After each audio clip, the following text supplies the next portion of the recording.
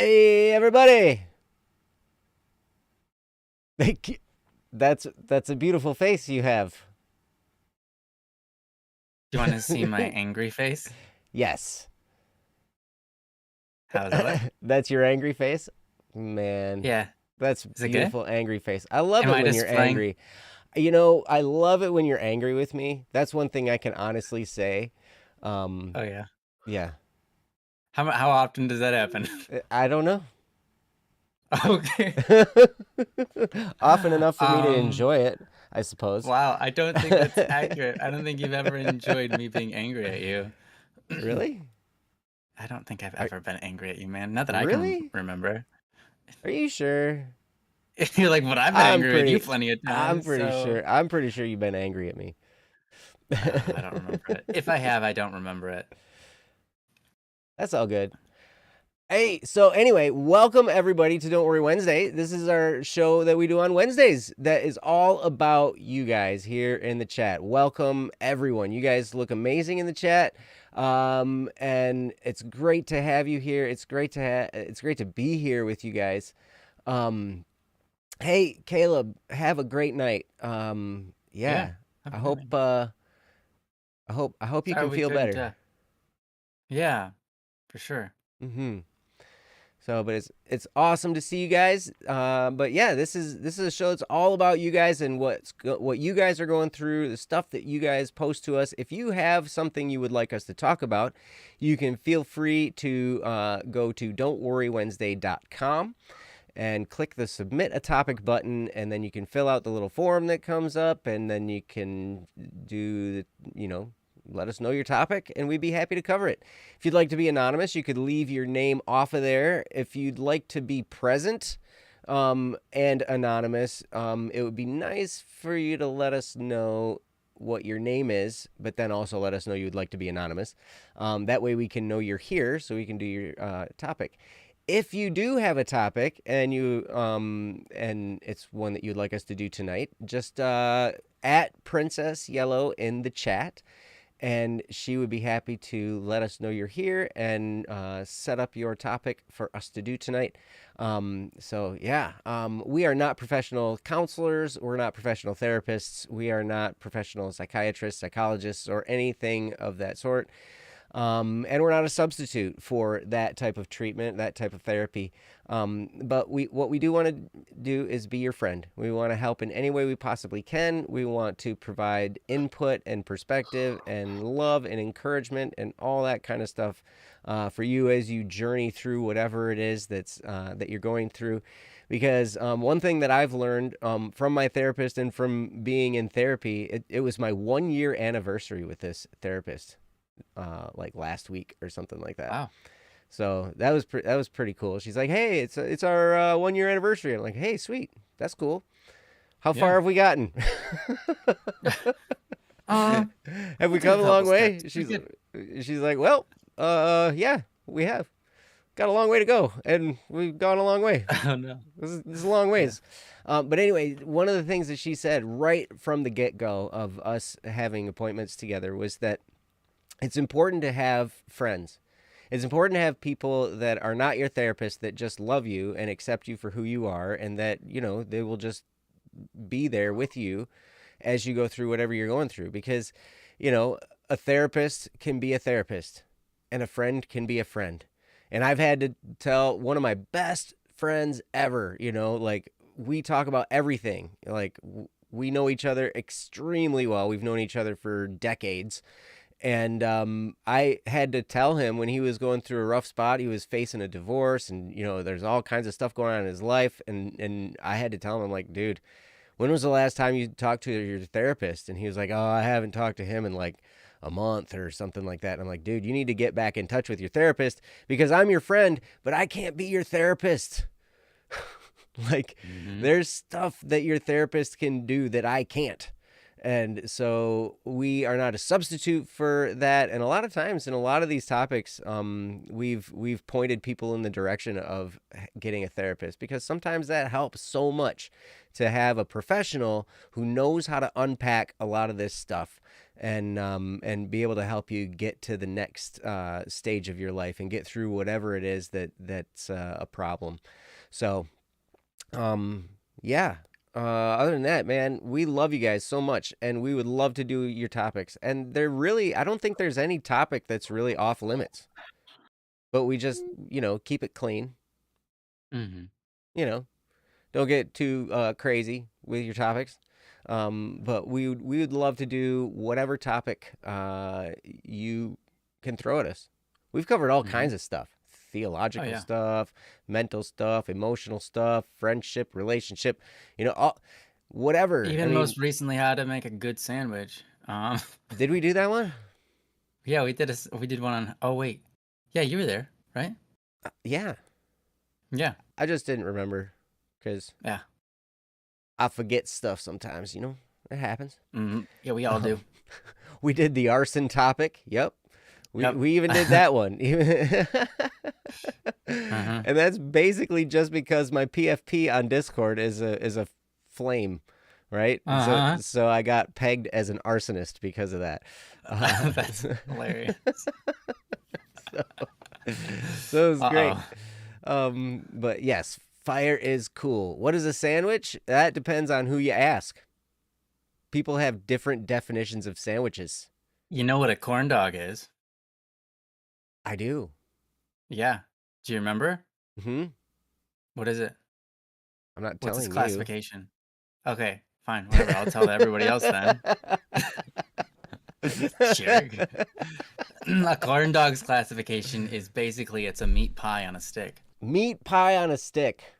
It is a meat pie because it's basically entirely encased in bread and meat in the middle. It's a meat pie on a Hmm. stick. Meat Hmm. pie on a stick. It's like kind of like a meat popsicle. Uh-uh. A hot, Never once. Never in my a life would I fully want that. heated, cooked meat popsicle. Uh-huh. I'd rather have a raw one, thanks. Nice. We have already derailed a little bit. Derailed, yeah. So we will do any topic. We'll do any topic. But What's a what we corn dog? We'll appreciate the even do that most one. is our topics that pertain to actually helping Hmm. as much as we can. Yep. That is absolutely true. So, yep, whatever you guys want to send to us, we'd be happy to talk about it. So, just again, go to Always easiest. don'tworrywednesday.com and click the submit a topic button and fill out the form. So, yeah. How are you guys all doing in the chat? You look great, I said. How are you feeling? How are you doing tonight, Ryan? I'm doing fantastic. Having a great Mm-hmm. night. How are you doing, man? Oh, you wouldn't even believe it. It's an amazing day. Um, so yes, I'm Joe. This is Static P above me, Ryan. And with us is the lovely princess. Hmm. And I told her I wouldn't put her on camera unless she wanted me to. She doesn't want you to. So I'm not going to right now. But if she wants to speak on a topic, you will get to see her. That's Mm-hmm. right. And you'll get to hear her lovely voice as she reads our topics. But yes, she keeps our show on track because Ryan and I have we have a way of getting derailed. Hmm. It's true. I mean, I've noticed that. Have you ever noticed that before? Have you ever noticed how, like, Princess. okay, so computer screens, right? Just to kind of get off the topic for a little bit. Have you ever noticed that computer screens? Okay, anyways, yes, of course I've noticed it. What, computer screens? Yeah, of course I've noticed computer screens. Yeah, What were we I've talking got about? some of them in front of me. Yeah, how many? 3. There comes to a point where it's like no matter how many screens you have, it's still not enough. It's not. No matter how many you have, it's not enough. I had 1 and all I wanted was 2, and then when I had 2, all I wanted was 3. Now I have 3, all I Mhm. want is 4. Yep. Yep. And I want them to be bigger, Yeah. you know? Mm-hmm. Bigger Mm-hmm. and more. More and more bigger. Yeah. Yep. Yeah. So it's awesome. Oh, J-Ho, you have one big screen. See, I might be able to deal with that if it was huge, you know, but I'd have to figure out a place to put my webcam because I wouldn't be able to set it on top of it because then it'd be way up there and I'd be looking Mm-hmm. at and then you'd have this like top down view of me and I don't look good from that Yeah. angle. Yeah, and then you can't put one right in the middle of the screen. That will be annoying to look at. I mean, it makes me really feel bad for the Saints because they're looking down on me, right? So it's like Oh, well, not really, but Down sure. on or down upon? down Think upon Neither. and down on, probably both. Neither, technically speaking, but that's fine.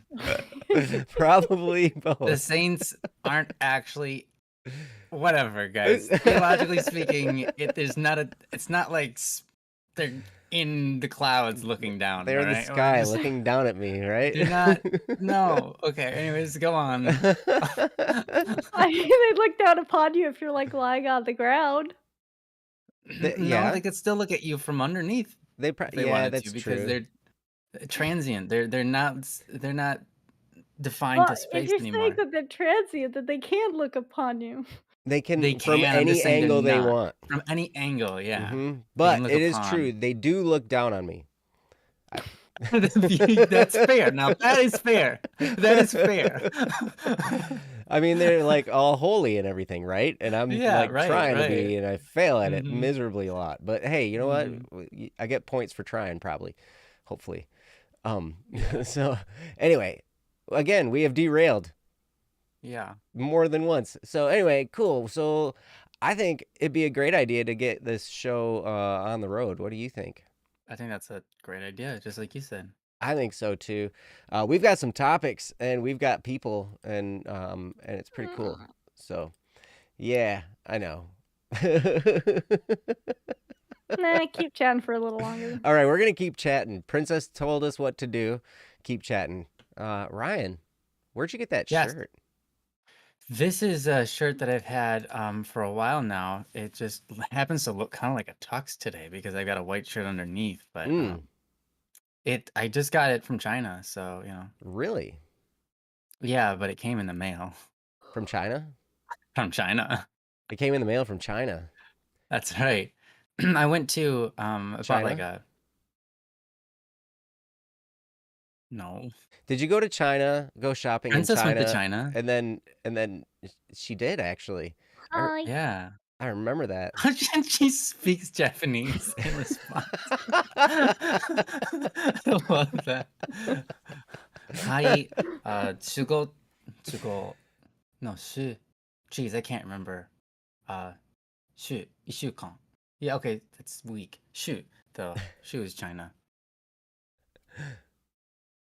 Yeah. So we got some questions in the chat. Jho says, "What's your favorite dinner food?" Honestly, Jho, that's going to depend on what day it is. Anything that tastes good. Food. That's Today good. for brunch, I had one of my favorite dinner foods, and it was Culver's.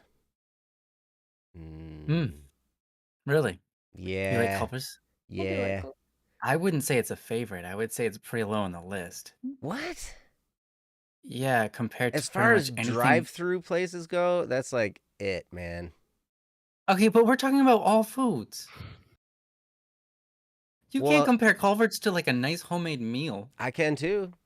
Like a freshly made certain homemade meals. I've had some homemade meals that were bunk as all get out, man. Like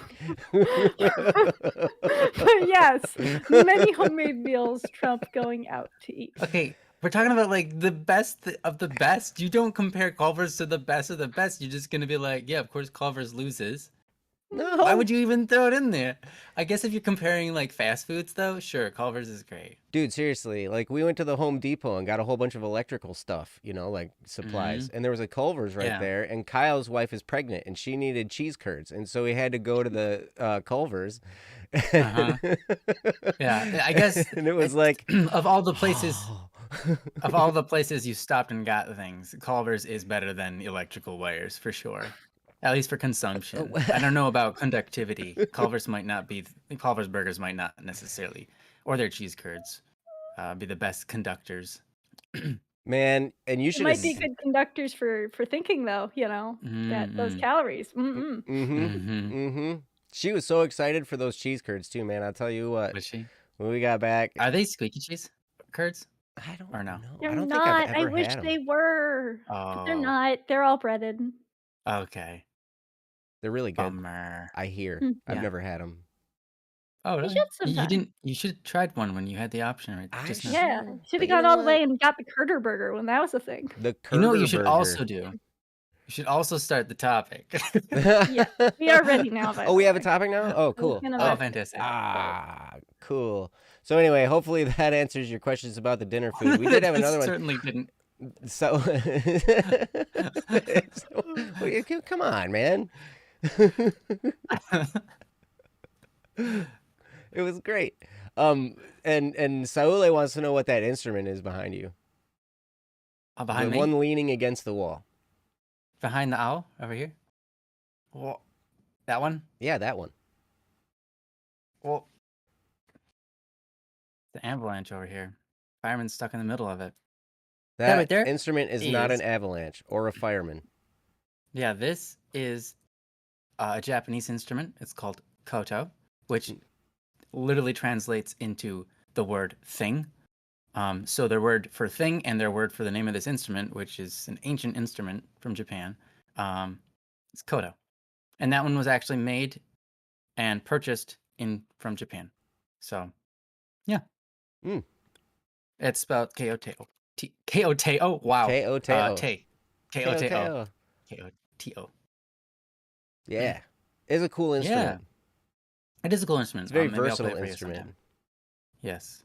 Yeah, it's It's awesome. great sounds. Mm-hmm. Yeah. So anyway, all right. Yeah, let's go to our topics. We have one from Hurried Nest. Excuse me. Awesome. And Let's this do is it. called Career Pursuit Uncertainty. And what I'm going to do is I'm going to get this right up on the screen here. And that way Princess can read it and you guys can read along while she reads it aloud. So, Princess, whenever you're ready. I don't know what I want to do with my life. I know it seems strange, but I genuinely don't know what to do with my life.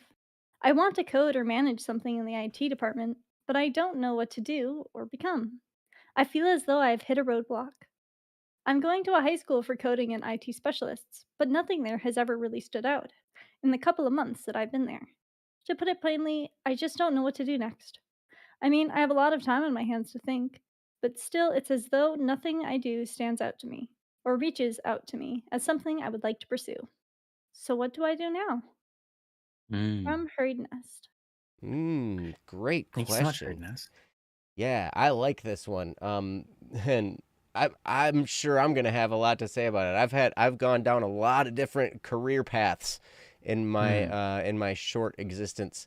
But it's amazing how a lot of times, we kind of get pressured when we're kids, when we're in high school and moving forward. There's a lot of pressure for us to decide what we want to do, what career path we want, and they give us these assessment tests that tell us what we're supposed to be good at or drawn to or whatever. And sometimes they're really correct, and sometimes I can't remember. One of my friends who's a really good musician, like he took an assessment test at school and it said that he should be a tractor painter. Right. Was that you, Ryan? It wasn't me. I think it was Steve. Yeah, it must have been Steve. Yeah, because he's an incredible guitarist, an incredible musician, and a great producer, and he's also really, really skilled in construction and all. Like, there's all kinds of skills he's in. Like, he took this assessment test and it said he should be a tractor painter. Very specific and I'm like, odd. that's weird. But hey, whatever. So Hurried Nest, if IT or coding or programming or something like that, that is a vast field that you can explore, and you have time to explore it. You can just get into computer stuff. I mean, I'm sure if we had Jesse on here, he's our IT guy here at BSS, he'd be able to kind of let you know the path he went on, which is It's an interesting way of going about things. A lot of times we think the path is set out for us. You get done with high school, you go to college, you get your degree, you study that thing, and then you get a job in that field. But that's not always the way it goes. Sometimes you go to college and you get a degree, and then you get a job in a different field. Sometimes you go to college, you get a degree, and you get a job kind of in that field, and then you figure out you didn't really like it, and so you switch fields and you decide to do something else. Another friend of mine, Joe, here at BSS, it's interesting. He went to college to become a golf pro, and then once he did that for a couple years, then he decided to switch and became a CPA, a certified public accountant. So he went from golf pro to accountant, and now he's a science teacher. And this all happened over the span of like 10 years. Yeah. Or less. Or less. Mm-hmm. He was mentioning, we had a staff meeting last night, and he was on there. He said, yeah, I'm about reaching my 3.5 years of this career path. Wow. So it's like every 3.5 years he changes careers. But yeah, so we'll see what happens. But I just want to let you know, Hurried Nest, there's really, it's easy to get stressed out about it. Okay? But it's not necessary to get stressed out about it. You might feel pressure from a lot of sources, and that's natural and that's normal, but it's going to be okay. I mean, if IT is the field you want to go in, there's a lot of different areas in that field to explore, and you can explore for a while, and you will learn a lot about a lot of stuff, and it'll be exciting, and then you can pick. And yeah, we never know where this life might take us. So I get excited when I get to hand it over to Ryan, because he always says some great stuff. So I'm going to do that. And Ryan, whenever you're ready, start talking. Awesome. And you're ready now, just so you know. Oh, good. It's good that I have someone question. on my side that lets me know when I'm ready. Definitely helps me get moving when I need to get moving. That's actually an honest statement, by the way. It's actually an honest statement. You say, so I think IT is what I want to do. And you said, so you're saying that it's not always a straight line. And that's correct. It's not always a straight line. In fact, it's rarely a straight line. Paths are rarely straight. And they often come with many extra paths attached to them that we can pick and choose between. If we keep our eyes open to opportunity, we can start to see there's opportunity everywhere. And it's up to us to make those decisions. But what we focus on is what we're going to see the opportunity in most. Regardless of that, I think that, obviously what Joe was saying is correct. When you go through life, you are going to find yourself with, plenty of opportunities, plenty of things that are closing doors on you. We have an IT, Jesse, who's our IT guy for our Black Setting and Swerve business. He has been in IT for many, many years. And just last week, he got fired, even though he's the administrative. He's the admin of making this whole side of the business work. He gets fired along with the rest of his team because they're switching programs, and so they're no longer needing the program that he's the administrator of, and so they just fired him. But then a day later, like not even 24 hours later, they call him up and say, hey, would you like to work for us? Because we are still using that program. And we haven't switched yet. We just kind of jumped the gun. And so he got rehired. But the thing is, my point of that is, when you're working for someone else, they always have the opportunity to fire you at any given moment. And that's just the position that you are in, no matter what job you work in. No matter what job or what thing you work in life, if you work for someone else, you're always in this position of, hey, I could actually be fired tomorrow. for no reason. No reason at all. It just happens.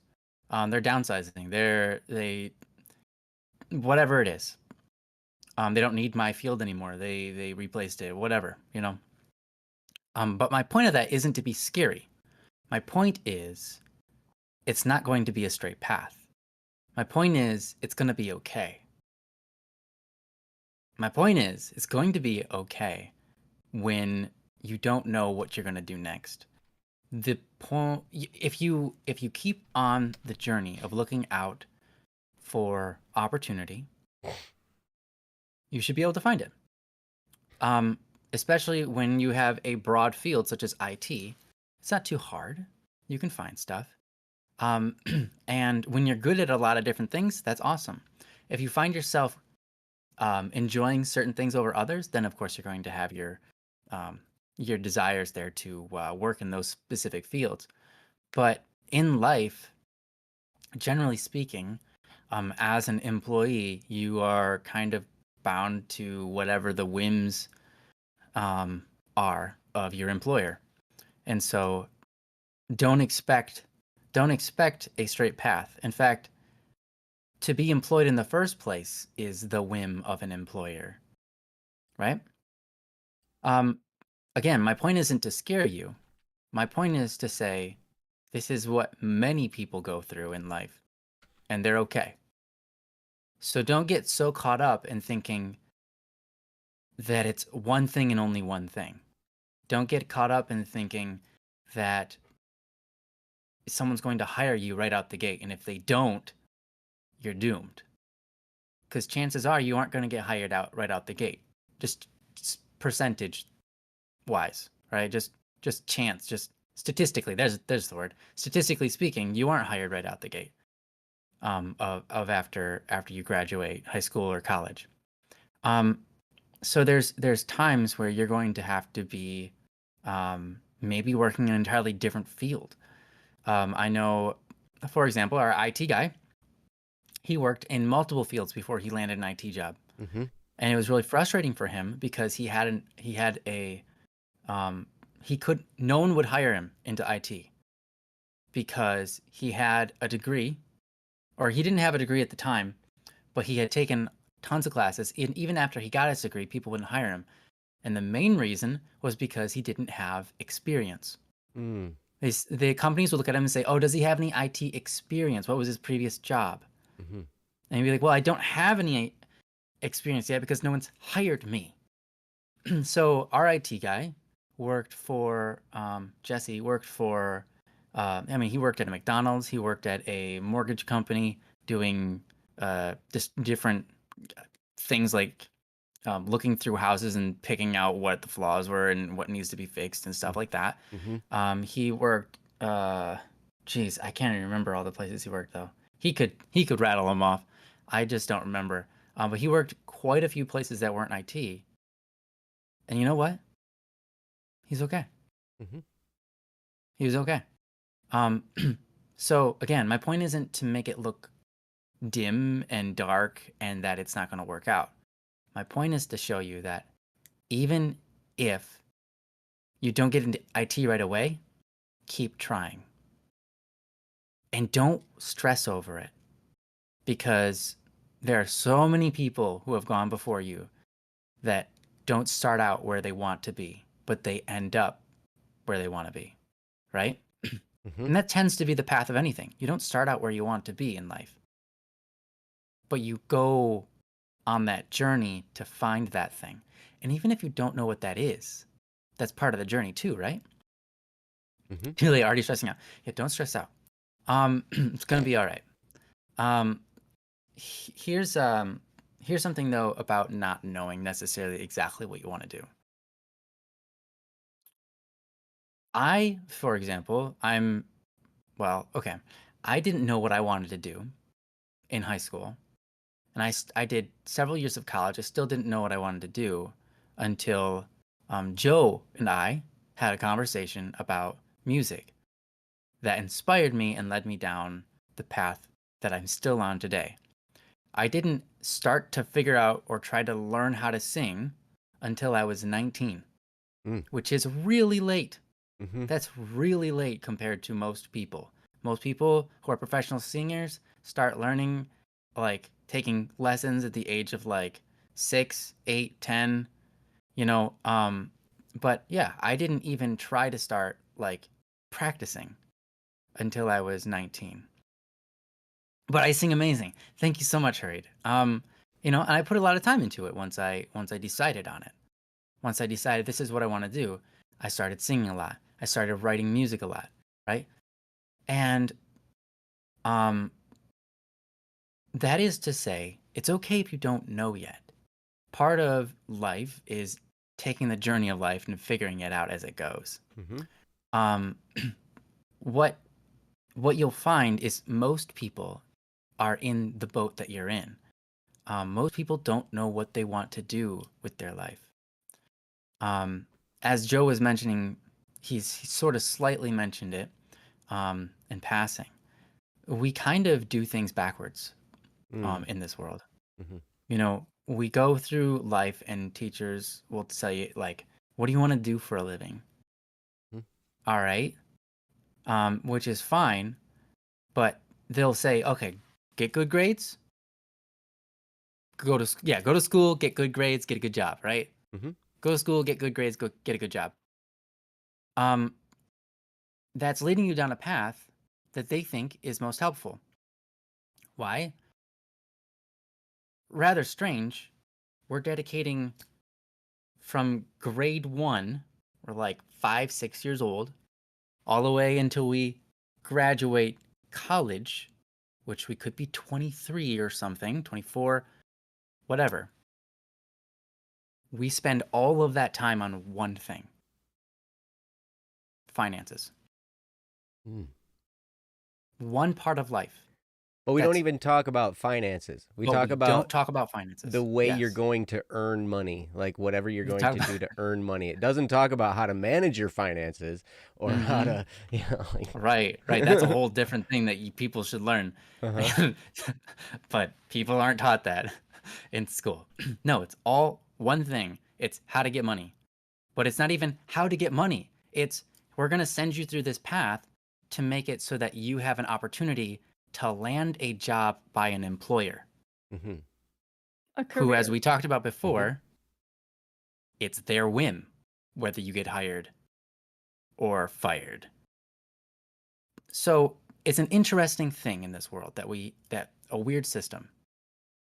And it's all about one thing: what job you have, what your finances are going to be because of that job. Mm-hmm. Now, there's so many other fields of life, right? Mm-hmm. There's how we socialize. That's huge. That's even, honestly, if you want to land a job somewhere and you got socializing skills down, your chances increase way more than if you have something to pass on to someone and say, "Hey, look at my resume."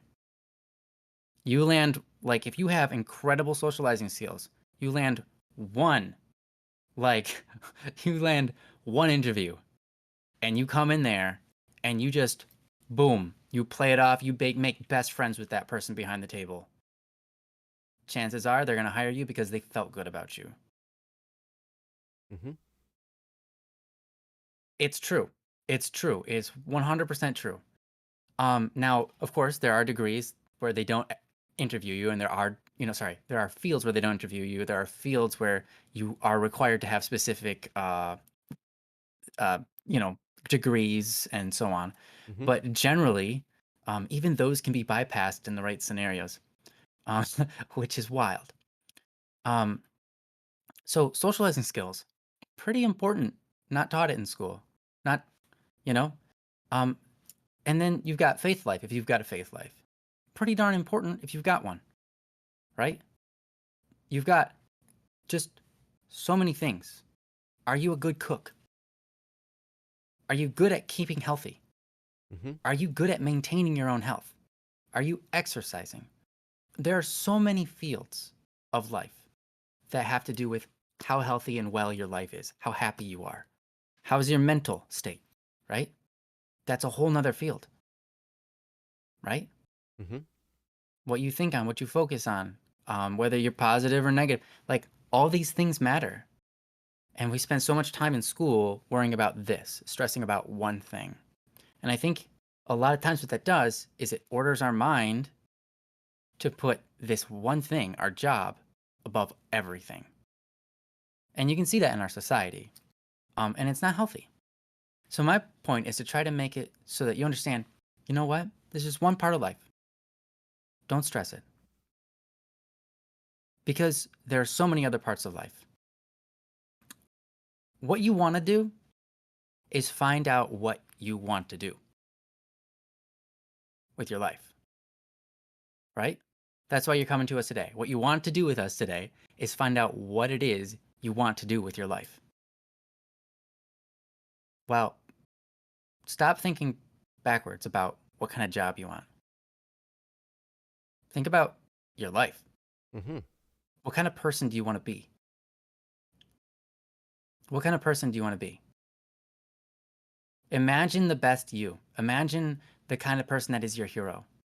Start working on that. Because that's going to make you happy regardless of whatever job you get. Yeah, you want to be a good person. Awesome. I want you to be a good person too. Yeah, I want to be a good person. Right. Being a good person, I mean, legitimately good. Yeah, being good is going to make you a happy person. At that point, it's not about what job you have. It's not about how much money you make. You can get those things. You can make a bunch of money doing anything. Mm-hmm. Like, not saying anything will make you money, but you can do anything in the world that makes money. You have the ability, you have the talent. You do. If you want to be happy, that's what you want. You aim for being the person that is happy. Aim to be the happy person.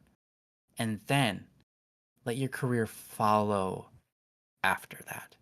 Let your career be a sort of consequential state of the direction you've already set yourself in, which is you at your best, you at your happiest.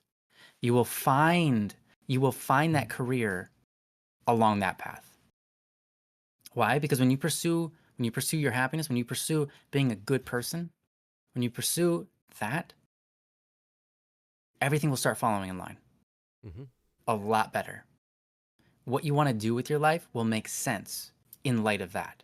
If you say, what I want to do for a job for a living, when you don't even have yourself figured out yet, how are you going to know? Right. It's not following in the line of anything. It's its own outlier, and you're trying to you're trying to make everything else fall in the line of what work you have. It doesn't make sense. You can't do that. Our brains aren't programmed that way. You can try, but you won't generally just be happy because you have landed your job. You're going to have that job for a while and find yourself unhappy. You're like, hey, this is my dream job. Why am I not happy?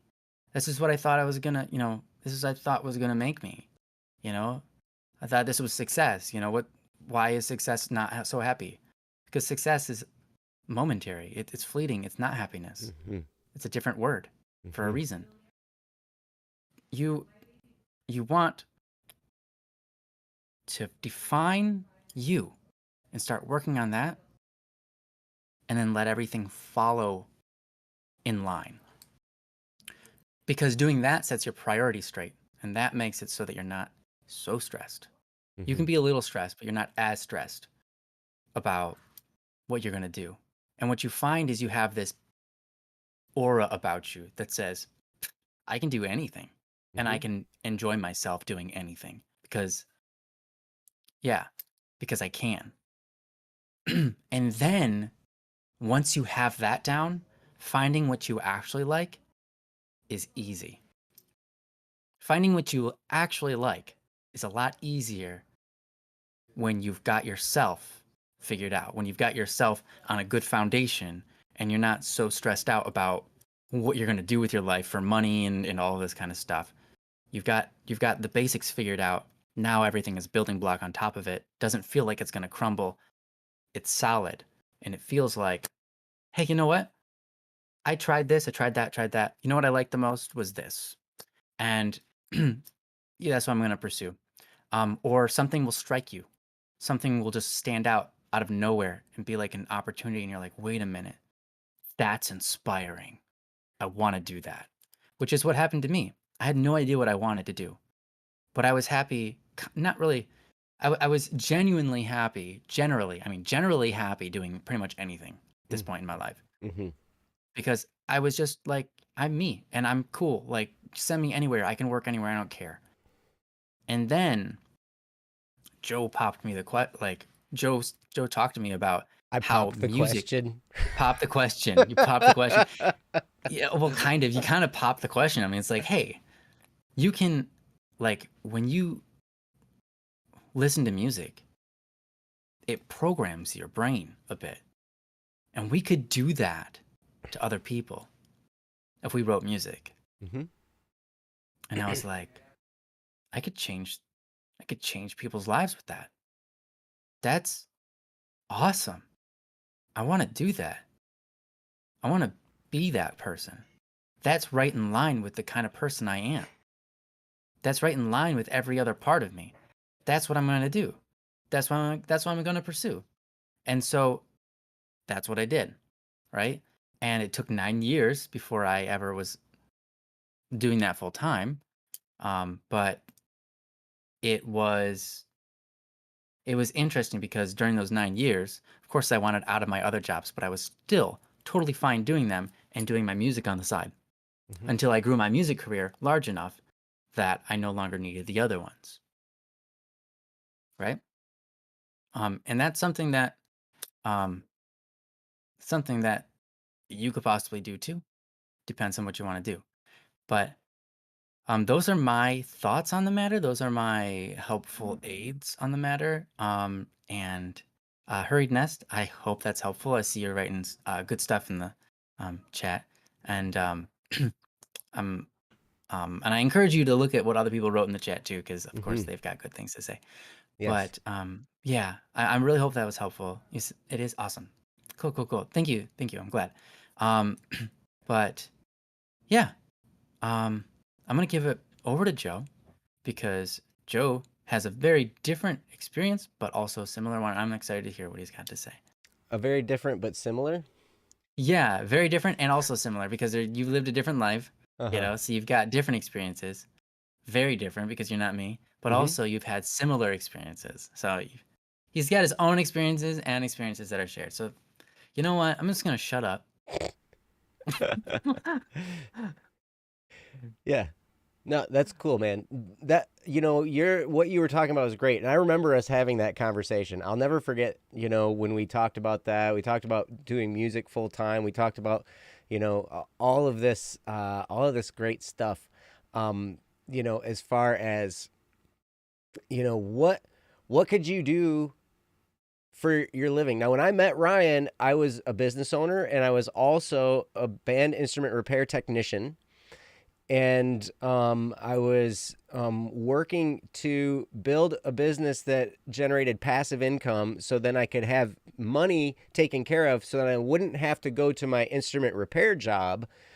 So then I could make music full time because I wouldn't have to worry about the money. And I'd always been told that music is not a career that makes money. That's one of the bits of advice I got growing up, is like, music is a great side hobby. And that got reinforced by a bunch of authority figures in my life. It got reinforced by my fiance, then became my wife, all this kind of, this thought that music is not a viable career. Right. But I'm like, okay, so then I have to figure out money in order to do music, right? So I was like, okay, if I can figure out passive income, then I can figure out, how to, then I can do what I love, which is music. And it's interesting, there's a bunch of great stuff in the chat. Hurried Nest, you asked some great questions.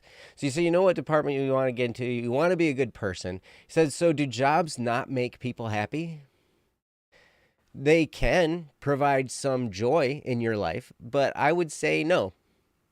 Because what I've found is the difference between a good job and a bad job can be one boss.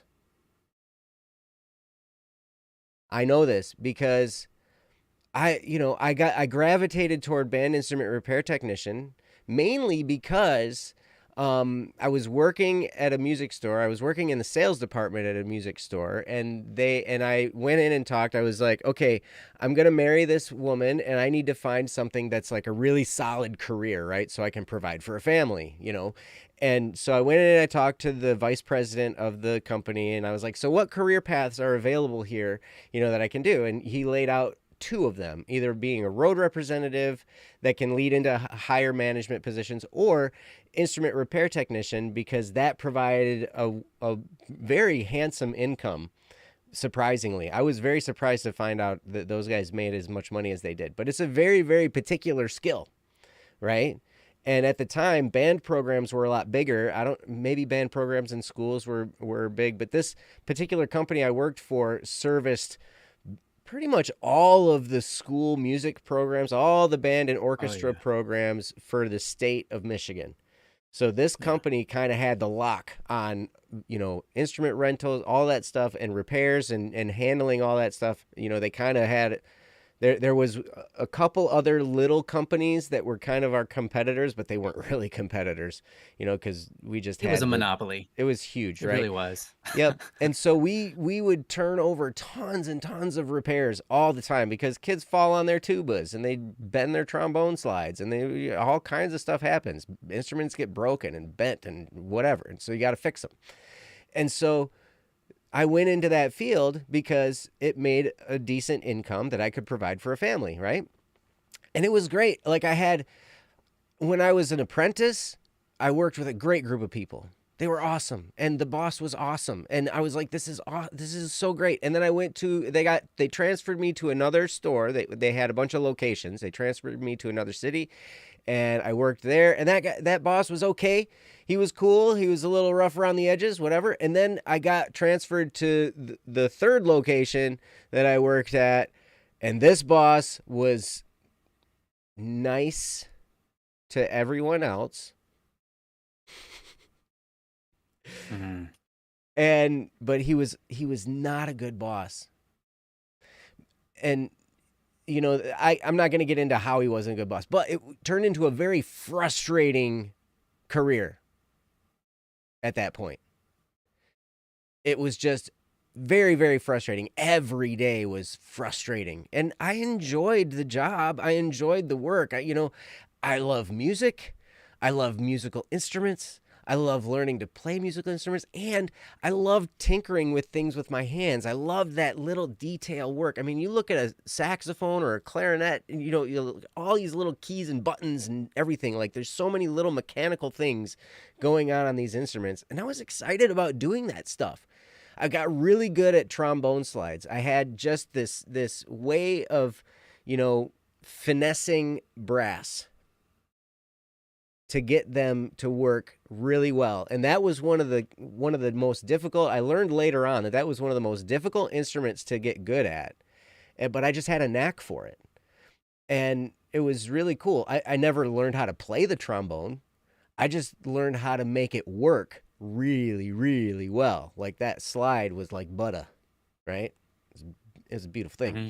Mm-hmm. But anyway, so but no, a job doesn't make you happy. A job can relieve some stress in your life through the income it provides. And if you enjoy what you do and there are good people there, it can be a great place.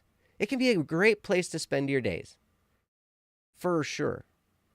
But there's so much more to life than just your job. There's your family life. There's your faith life. There's, you know, any kind of recreation that you do. There's lots and lots of different things. But a job is just one piece. And you can do anything. And if you learn finances well, it doesn't matter what your income is. You can build wealth with whatever income you have if you learn how to manage money well. The problem is most of us don't understand how to manage money. It's not something that we're taught. And so, like, we have trouble with that. Or we marry someone who, you know, is a money vacuum or whatever, right? And, you know, like, there's all kinds of things that can happen, you know, but, you know, who knows? So your job is one thing, but then, okay, so then what happens? You get married, then you have some kids, Nobody taught me about how to stay up all night and clean up vomit. But that's one thing you learn being a parent, right? You learn to change diapers. You learn how to clean up puke.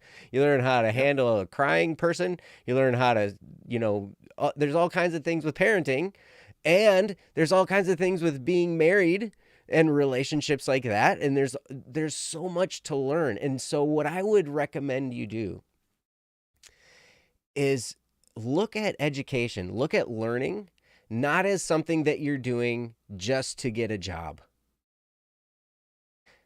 Look at education as something that you're just fall in love with learning new things in all areas. Explore. Look at the world around you. Look at the different things, and you can explore different areas, and you can see that learning about all this stuff can be fun. It can be enjoyable. It can be exciting. Ryan said something about achievement. Like we look at our education path and we're like, okay, I'm going to graduate from high school. Then I've achieved that education portion of my life. Now I'm going to go to college and I'm going to get my degree and I'm going to achieve that, right? That's an achievement. And then maybe you land an awesome job and that's an achievement. That's great. But then here's the thing. I wrote this down up on I have a whiteboard in my room that I just, something comes into my head or I read something or hear something and I'm just like, I write it down to kind of keep it. And I thought of this one day and I was like, you know what? Honestly, achievement is a moment. That's a moment in time. That's not making your dream come true. Your dreams, if you want to live your dreams, what you do is you spend time working in that area. If you look at something you'd like to do and you start being able to do it and you're able to do it a lot, then that's great. That is living a dream. Because when you're working constantly in that environment, in that arena of your dream, that's what living your dream is. You're actually living the story out. And the story might be filled with drama. It could be like, a great movie where it's like there's all kinds of heartache, there's all kinds of hard stuff that happens, but you know what? You keep going and you try hard and you win and you have some losses and, people hate you or they love you or whatever happens. And there's just all this roller coaster. It makes for a great story. So much of our lives, we look for peace. We look for calm. We look for I'm just going to get this done and then everything's going to be just fine. And then it's going to be smooth sailing. We look for smooth sailing. That's boring. The roller coaster ride is fun. Not always. Actually. I've learned the roller coaster ride can not be fun. True. But I don't know. Let's see. You're talking about going into IT. I think that's a great field, and there's a lot of opportunity there. I mean, computers and all this stuff, it's tremendously huge, and it's a great field with a lot of opportunity. But I would imagine you're going to have to be flexible because technology marches really fast. Like technological advances move really, really fast, and so like you gotta be ready to move, man. It's going to be good. It's going to be fun and it's going to be exciting. I think it's a great field. I have a hard time understanding it. I'm glad that in our company, we have people that handle that stuff that's not me because I'm not all that great at it. And I like to be able to ask questions and say, hey, can you help me?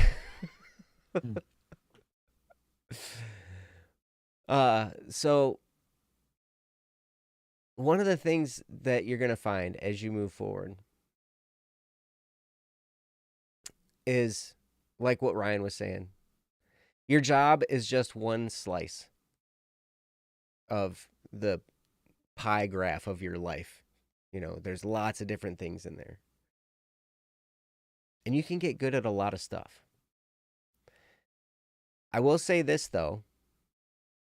Ryan did mention people skills and how important that can be to just making things go easier for you. He's absolutely right. I remember reading a book one time. This was a book written back in the early 1900s, maybe like 1915 or 1920 or something like that. And people are people, and people have always been people.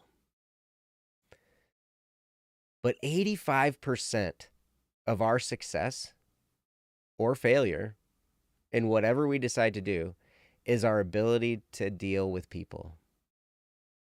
Because we're going to be working around other people. Mm-hmm. So it's been 85% is working with people. So 15% is the skills that you bring to the table in whatever job that you're going to be doing, or career path, or whatever profession that you are going to be doing. 15% of your success in that is your skill level in what you're doing.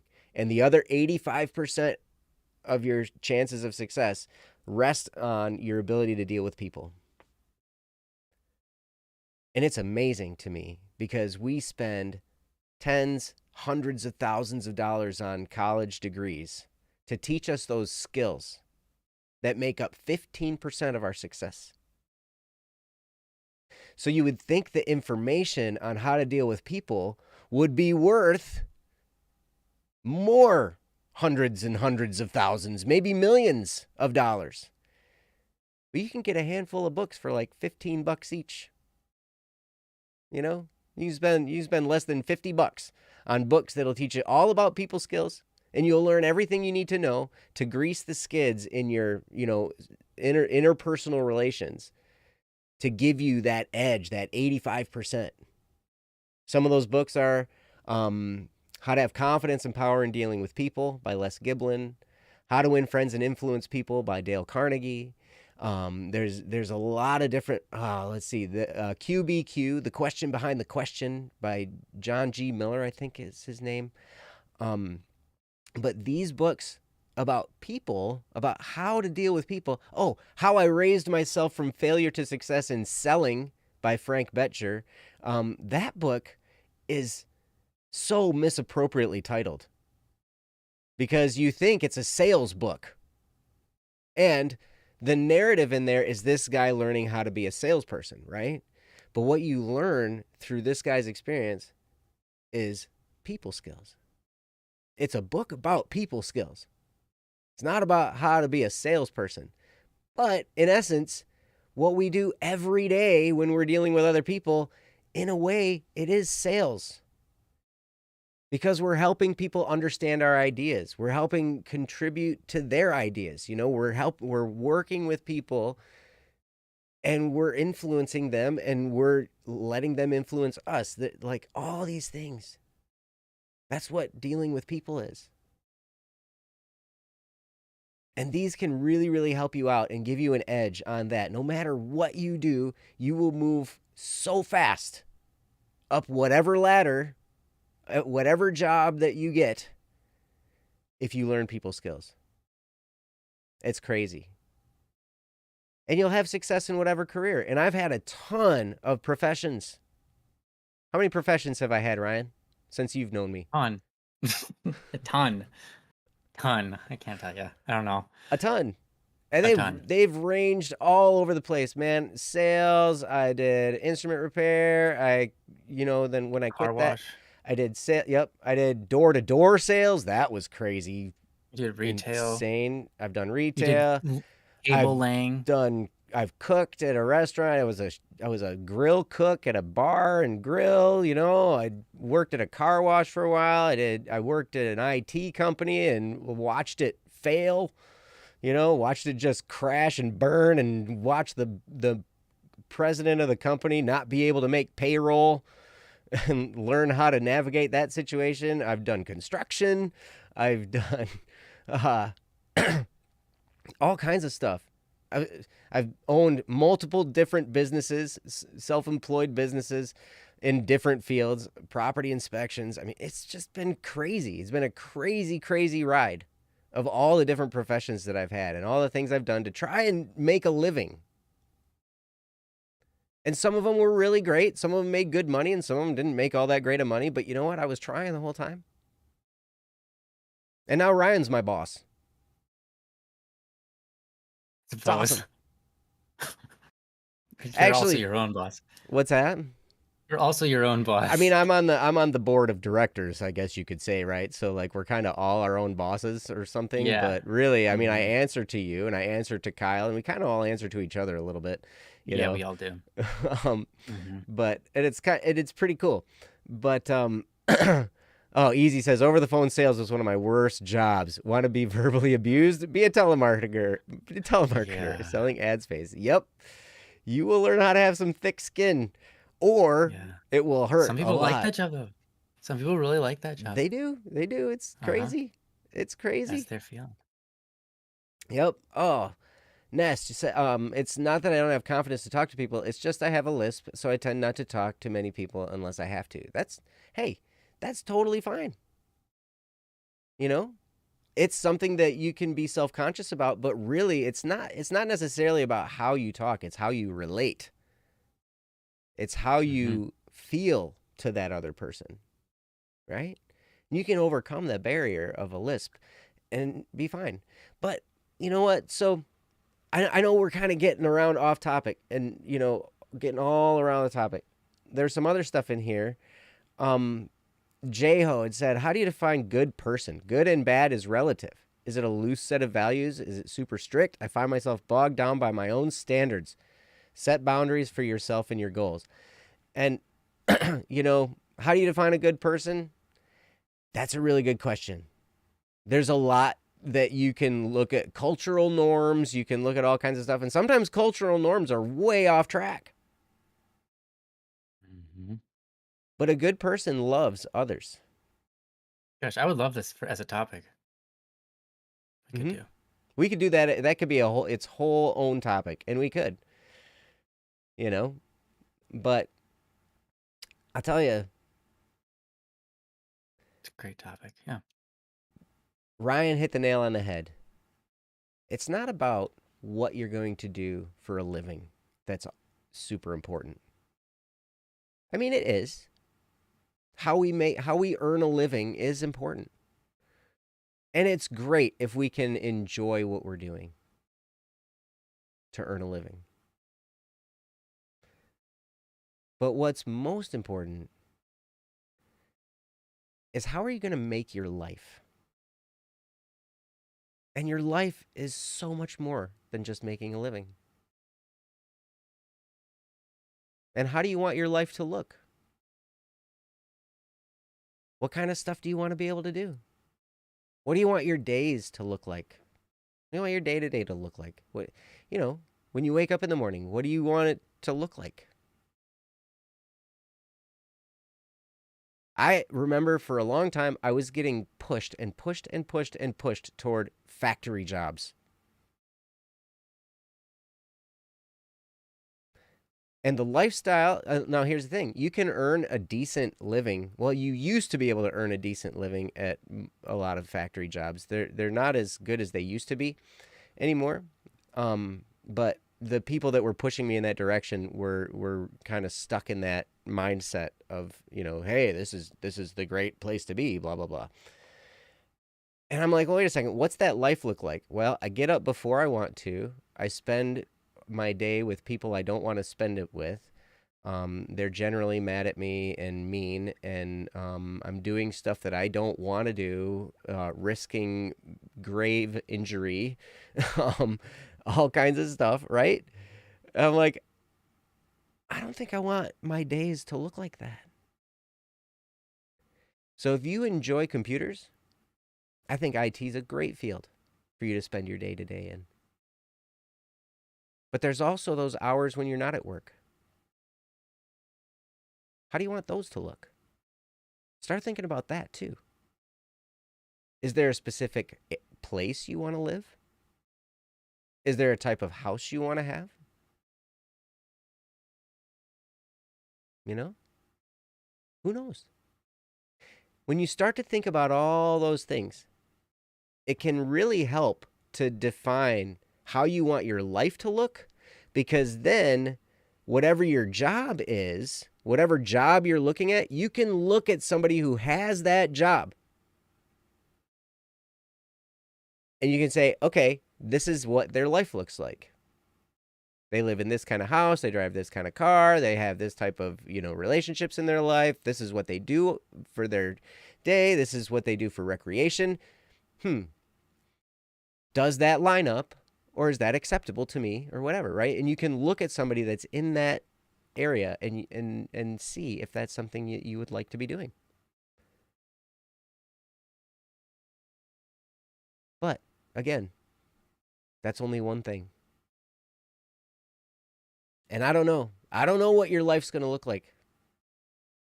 I don't know what all the things are going to come your way. But you know what? If you can approach it with wonder, then you'll be way ahead of a lot of people. And I don't mean wondering, but I mean like wonder, like, oh my gosh, like what's going to happen next? Like, oh, this could be really cool. And that's not always easy to do. But it's a great exercise to get started in. So anyway, I don't know. I've talked for a really long time. I think I should turn it back over to Ryan. Okay, I'll Did you have try to anything keep it else? short.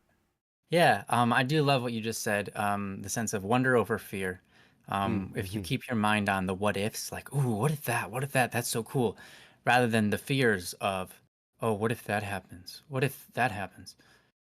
It's really the same thing. But when you come at the world with a sense of wonder, you don't have fear because you want to try to pursue those things to find out what happens because you're excited, which is great. And it's a great way to look at life. It's a great way to look at your career, and start your journey on it because it comes with a sense of joy that compels you to act rather than fear, which compels you to inactivity. So if you can encourage your wonder by practicing wonder, by wondering, it's super helpful. And I understand coding. I've done a little bit of it myself. I love it. I did a lot of coding for game stuff, just on my spare time for hobbies and stuff. And I've always deeply enjoyed it. It's a lot like writing a song. It can be frustrating sometimes, but at the end when it's completed, you look at it and you can play around with it, and and it's like, wow, this is so cool. I love this. So I totally respect your career choice, and feel like it is a lot of fun. Um, One thing I will say is that don't expect to find the answer you're looking for. What the right path for you is, what you actually want to do in IT, what that specific field is. Don't expect to find that in a school setting. And here's why. School settings are not like working a job. It's very different. I can tell you this. I used to not, I never hated math, but I wasn't fond of it. I didn't enjoy it. I've never once enjoyed math until I started creative coding. When I had my own projects to work on and I had to create math problems for the computer to solve so that I could get the right amount of damage on a creature, the right amount of health scaling for all the monsters, right? I had to create mathematical formulas many different ways to alter the way that the game was going to be played. And all of a sudden, math opened up a whole world of joy. And now to this day, I still contemplate math and think math formulas in my bed sometimes because it's fun. Now, you might be like, how can math be fun? If coming from a place, right? I was in that place where I was like, how can math be fun? I'm not going to use it that much in my career. I can see using a little bit of it, but it's like, what? But, oh, you love, yes, binary problems. Heck yeah. Yeah, it's fun. But at first, I didn't like it, but I learned to like it when it became no longer in a school setting where you're given a problem and you solve it. But when you are creating, suddenly it changes everything. When you're tasked with the objective to do something and you use your own creative wisdom, creative intelligence to solve that problem. Like, hey, can you create this program for me? You're like, your mind is spinning. You've got so many different ways to come at the program. And you're like, okay, I could start it this way, but that might interject with this step. So maybe I'll start this way instead. And your brain is spinning all that logic and it becomes fun, right? That doesn't happen so much in school. It doesn't happen the same way in school. School, everything's laid out in a specific manner for you to solve them specific ways in general. Or if they're creative, they're not super creative. They're usually including something that you've just learned in a recent study or whatever. It isn't the same. And so what you might have to do is get out there and be creative in the many different fields of IT that you've gotten to experience, whether it be coding, whether it be administrative things with SQL or whatever it is, whether it be, just getting rid of viruses for people. There's so many different fields, right? In IT, there's thousands. But in your spare time, pursue one of them creatively. Have a creative pursuit of one, a goal and a creative way to solve it, a creative way to make it happen. And find out in those ways what you enjoy. Because you're probably not going to find out what you enjoy through your schooling. Yeah, I don't know if that will be helpful. Can't guarantee anything. But it will at least open your mind up to what you don't necessarily enjoy. But it will likely help you understand a little bit more about what you do enjoy. You might be someone who likes to be innovative. And if you are an innovative person, what you're going to want to pursue is things with a career path where you're allowed to be innovative, if that's a core mechanic of your personality. But if innovation is not a core mechanic of your personality, think about yourself and figure out what are the core mechanics of your personality. What is it that you cling to? What do you enjoy about, I don't know, when you play a video game? What type of things reach out to you when you play a video game that you enjoy? And figure out, is that something to do with my core mechanic of what I enjoy in life? And can I pinpoint that and start on a direction of a career path? These are just different things. One for me was this: I love people. And Hurried, I saw that you mentioned that you want more people in your life, and I think that's awesome. I think that's something worth pursuing. Definitely going to have to pursue that, right? But for me, I like making a positive impact in people's lives. Like, that matters to me a lot. And that's what compelled me on my whole music journey. Not my entire music journey, because I was technically playing the piano and starting to play it when I was 8, rather. But what I mean is, my career path, what compels me to keep moving forward, is my love for people, not music. It's creative and innovative, which helps me to enjoy it. But it's really something entirely, seemingly almost unrelated. People is why I write music. And so you might find yourself on a similar story path. You might find something that is a core interest to you that helps you discern what that path is. I'll leave you with one final quote from my brother. A lot of times in life, what we're searching for is purpose. Purpose in a career is a purposeful career. It's a career that you're going to want to be in. If your career has a purpose tied to you, that is a career that you want, right? Honestly, it is. It is. We want our career to be purposeful. We want it to match with our purpose. That's the spice, right? That's the secret. That's the special spice that we want. Okay. So what is purpose? I think my brother excellently defined it. Now, this isn't a perfect definition, but it's one definition of many that is useful. Purpose is like a dream that is bigger than your own life. Purpose is like a dream that is bigger than your own life, right? Mm-hmm. So if you have dreams that don't just include you, but they impact plenty around you, and those are the things you desire. It could impact people. It could impact the technological world. Could impact, um, you know, resources, whatever it is. It doesn't have to be necessarily people. But generally speaking, in a career, the world is run by people.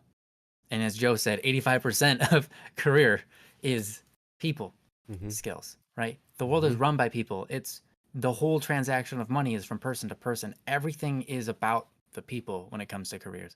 Now, you don't have to necessarily be in a career where you talk to people constantly, but someone in your field is doing the talking for you. And you have to report to them. And hopefully you're on good terms with them. But people skills are huge, right? But still, we want purpose. Purpose gives us at least a good feeling of fulfillment. Not infinite fulfillment. Not, oh, I did this and now I feel fulfilled for the rest of my life. Of course not. Not that. But you're feeling fulfilled by your job. Your job pleases you in a very fulfilling way where you're like, yes,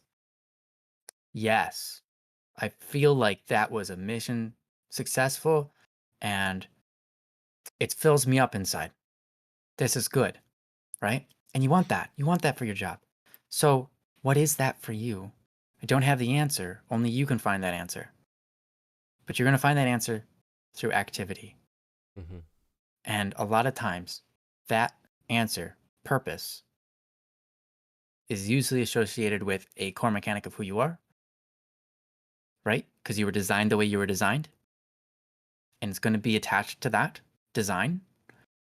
And it's also going to be something that impacts more than just your own little slice of pie, right?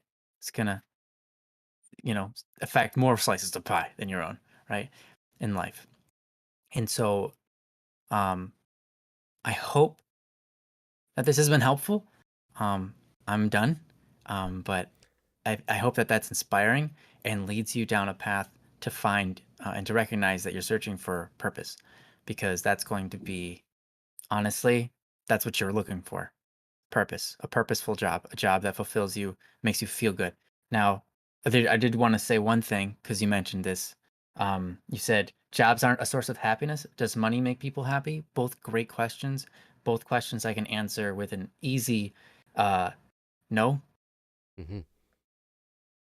There's no. It's how you use it. It's how you use it. Money can cause more misery. Yes. Than yes. It's amazing. We think that wealth and richness and all that kind of stuff is going to make us happy, but and sometimes it does. But, sometimes it can. Yep.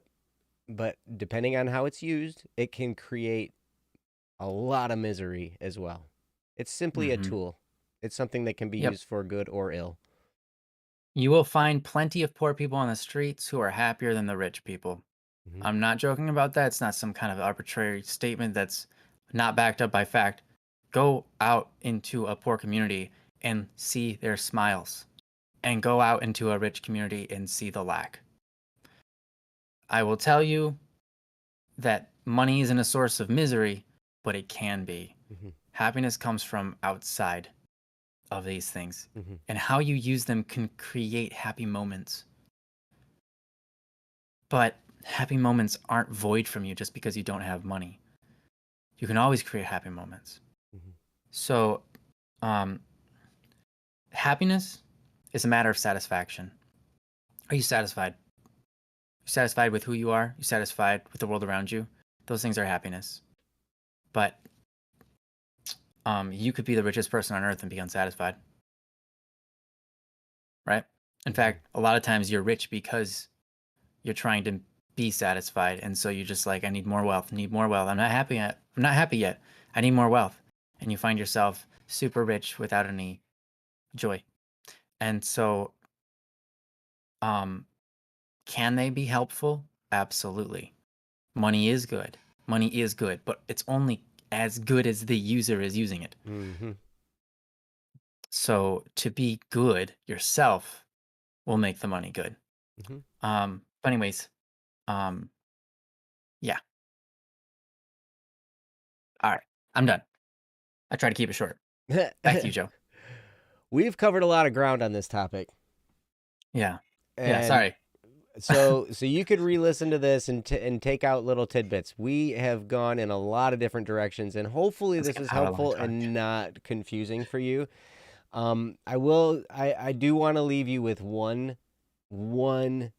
thing, one thought to put in your head. That no matter what field you go into, no matter what you decide, and you may find yourself in multiple different fields throughout your life. You may find yourself in IT for a while. You may find yourself between IT positions and doing something else to make some money for a while. There's all kinds of possibilities of where you might find yourself in life. But there's one skill that's going to be valuable in every single profession, everywhere you find yourself in your life. This skill will be applicable and valuable. And that skill is discipline. If you can get yourself to do what you know you need to do, but maybe don't feel like doing, if you can learn to discipline yourself that way, it doesn't matter what you're doing. You can have massive success in any field, anywhere. In IT, in restaurants, in sales, in whatever, in microbiology, in, music, whatever it is you're doing. If you can get yourself to do what you don't feel like doing but know you need to do in order to get the result that you're after, man, that will help you in any area that you go into, in any area you find yourself in. Because sometimes our situation just forces itself upon us. It doesn't always work out like we planned. In fact, a lot of times it doesn't ever look like what we think it's going to look like. But here's the thing. If I'd have known when I was way younger what my life was going to look like now, I wouldn't have believed it. I get up early. I read and study for like an hour. Read, pray, study, meditate, all that stuff. I spend like an hour doing that every morning. I get up early and do that. I go to mass. Like, these are things I never would have thought. And then I go to work. But these are little disciplines that I've created in my life, right? And you don't have to do the same ones. But if you can learn discipline, there's nothing that's out of reach for you. Not a thing. Any career is available if you can learn discipline. Any, physique is accessible if you learn discipline. Whatever result you're looking for in whatever field, you can learn how to get there, and with the discipline, you can get there. It's pretty amazing. Mm-hmm. It just depends on what you want. But, yeah. So anyway, that's all I have. We've covered a lot of ground. You can go back and listen. Hopefully this was helpful and didn't stress you out more. But, yeah. Yeah. I would just encourage you to read the last thing I just wrote. And that should take away your worries, hopefully. Mm-hmm. The path reveals itself along the way. It does. Sometimes you don't know the next step until you step. Mm-hmm. Yep. And then all of a sudden it appears. And you Yep. fall on your face because it wasn't what you expected and you trip over it. Yeah. You didn't recognize it was a step down. It was whoa. Yep. So anyway, thank you so much for the topic, Hurried Nest, and like I said, hopefully that was helpful, and you are most welcome. This was a great topic, and I'm really glad we got to talk about it. So Mm-hmm. yes, so thank you so very much, and we wish you the best. Keep us updated on what's going on. We'd love to hear what's going on. If you're running any other challenges or anything else, feel free to ask us. We would love to hear from you. But anyway, we're going to move on to another topic. I think we have time for one more since we did take a lot of the show on that one. Yeah. Sorry, guys. Hey, But absolutely. hopefully We that was love needed. talking to you. And that goes for everybody. This is Don't Worry Wednesday. We love talking to you guys. That's what we do. Yeah. That's why we're here. Yeah. And I Why noticed, you're here. I noticed that people have been taking our advice. We've gotten some new topics in our queue. And so people have been taking our advice of going to don'tworrywednesday.com, clicking the submit a topic button, and Mm-hmm. filling it out. And then, if you have a topic, you can at Princess Yellow in the chat and she'll know you're here. And then we'd be happy to handle your topic. So, yeah, anyway, moving on, let's take a look. I'm going to spin the wheel. Spin the wheel of topic. And something's going to come up. Something's going to come up in my head. I'm going to grasp into the air and a topic's going to present itself. It's going to be great. Take a number 1 or 2. You know me. What number would I pick? Number Number 2. 3, Number. which is not an option here. Right. I will pick number 2. See, He I knew it. says 42. 42 is the answer to life, the universe, and everything. So, and that has a 2 in it. So we'll say 2. Okay. Yeah, but Does that help? 42 is divisible by 1. It's also divisible by 2. Shut your mouth. All right. So we have a topic here from Jehoshaphat's. Negative 1. I like This that. is called work-life balance. And what I'm going to do is I'm going to get it up here on the screen. And then it's going to take me just a second, though. And because it's weird. It's being weird to me right now. Okay, there we go. Okay. Work-life balance from Jeho.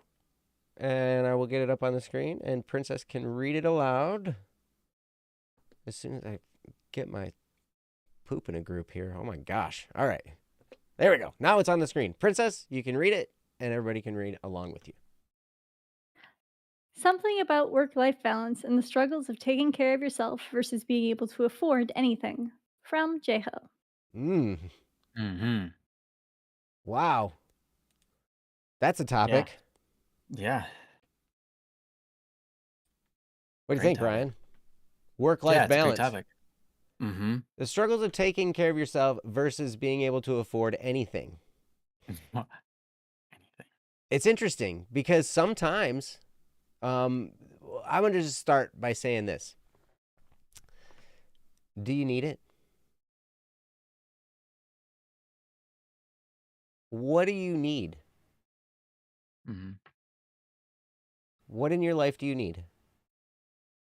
And what you find out as you go through life, as I've gone through life, I've learned that a lot of things I thought I needed, I didn't really need. I wanted them. They looked cool. Everybody around me told me I should have them. We ran into this experience with I was talking to, oops, wrong topic. I was talking to, my goodness. What the heck? Here we go. I'm going to get it right one of these days. Boom. There it is.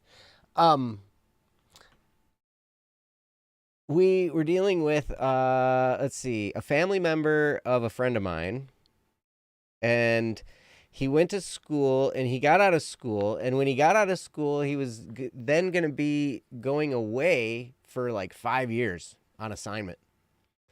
Mm. And his friends at school convinced him that he needed to buy a new car.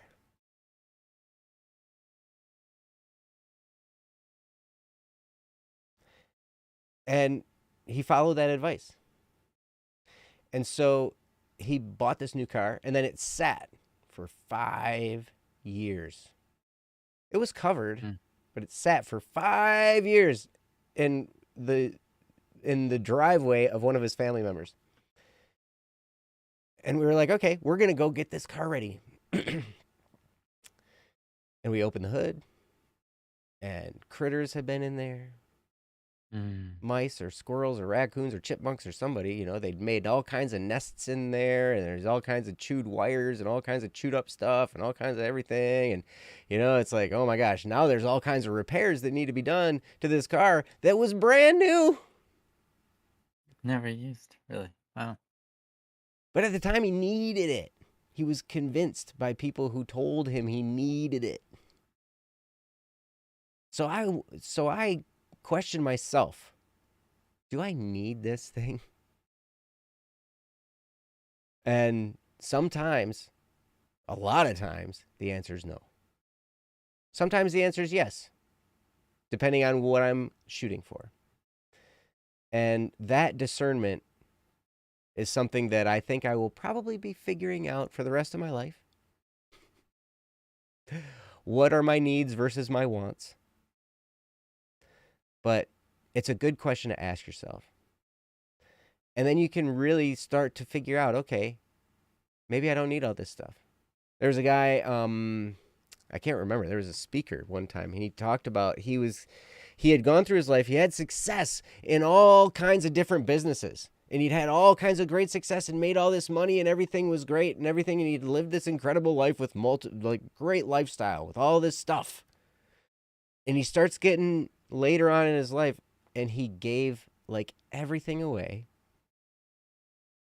and then went and lived in some foreign country with basically nothing, and realized he was much happier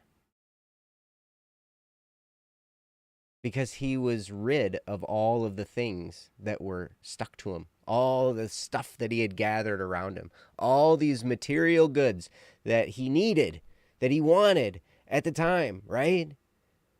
And what happens is he found out they cluttered up his life. And there's value in simplicity. There's value in little and learning to live with little because it's simple. And you can gain a lot of peace through that simplicity.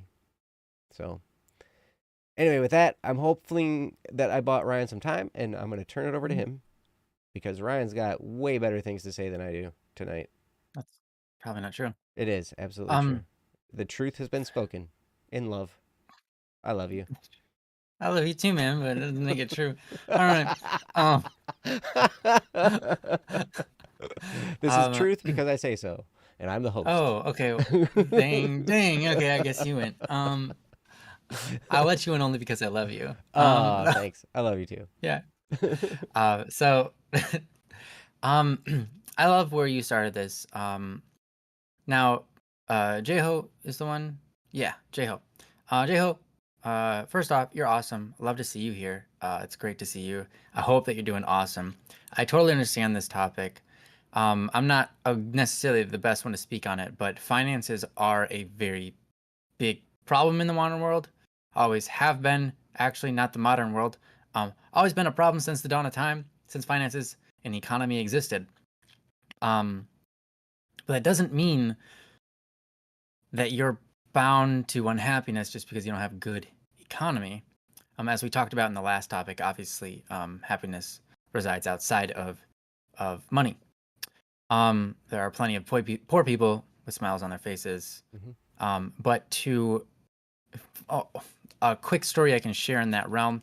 When I grew up on a in a poor family.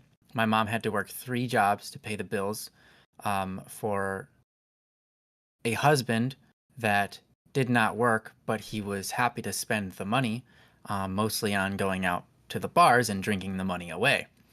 Um, so you don't even have goods associated with that. You don't have keepsakes. You just have no money. And it was rough. It was a rough start. We were poor, and I grew up that way for a good while. Eventually, in my high school years, my mom had figured out finances really well. She always had finances pretty good, but she was able to rid herself of husbands that were taking her money. Was really kind of what happened. But she started out real poor. She started out nothing, when she started her family. But anyways, my point that I'm going to is this. You're super busy working 5 days a week as a cook in a bar and grill. Oh, That dude, is that's awesome though. That is a busy job. I'll tell you That what. is a busy job, and I'll tell you what, it's a stressful job. If you can work stress-free in an environment like that, man, I would be super impressed. Those are stressful jobs. But anyhow, so where I'm getting to in the story is oh geez, Oh yeah. yes, absolutely. I feel your pain, Yeah. brother. Yeah. Okay, anyways. Yeah, being a cook is impressive. So one day I was in middle school, I think. No, it was elementary. It was either elementary or middle school. I think it was elementary, but it was like late elementary, like 5th grade. My friend comes to me, my best friend, and he says something along the lines of something to the degree of like, you wouldn't understand, we're poor, you're not. And I was like, I didn't respond, but I looked at him like, we live in the same exact neighborhood, right next to each other. Your house is actually a little bit bigger than mine. But I didn't say anything to him. I just listened to his argument that he was poor and I was not, so I didn't understand some things. And I said, okay. And I took that home with me. I told my mom what my best friend said. And she said, Ryan, you've been over to their house, right? I said, yeah. She said, you see that big screen TV they have? I said, yeah. She said, do we have one of those? I said, no, we have a small TV. She said, yeah. And do you see how they just redid their kitchen? And I'm like, yeah. And he's like, how's our kitchen? And I said, it looks nice and clean. She says, yeah, because I spend a lot of time cleaning the house. And I was like, yeah, you really do. It's cleaner than theirs, but only because you spend so much time cleaning. And she's like, yeah, but their kitchen's nicer than ours. It has more things, more shelves, more, more surface area to work on. And I said, yeah. She said, okay. So, they might be poor, and we're kind of poor too. But the reason that we're not poor is because I'm not buying all of these things we don't need. I'm saving money so that when we need the money, we can use it on things we need. And maybe every once in a while we can go on a great vacation and make good memories. But right now, I'm just saving. And I said, okay. And so we grew up poor. My mom had a savings that she was saving up over the course of many years. But it was only spent on things we needed. We didn't have a gaming system until I was in I think it was like later middle school. We had Game Boys before that, but we never had a console, right? And so it was all about saving up, not spending it on anything unless we needed it.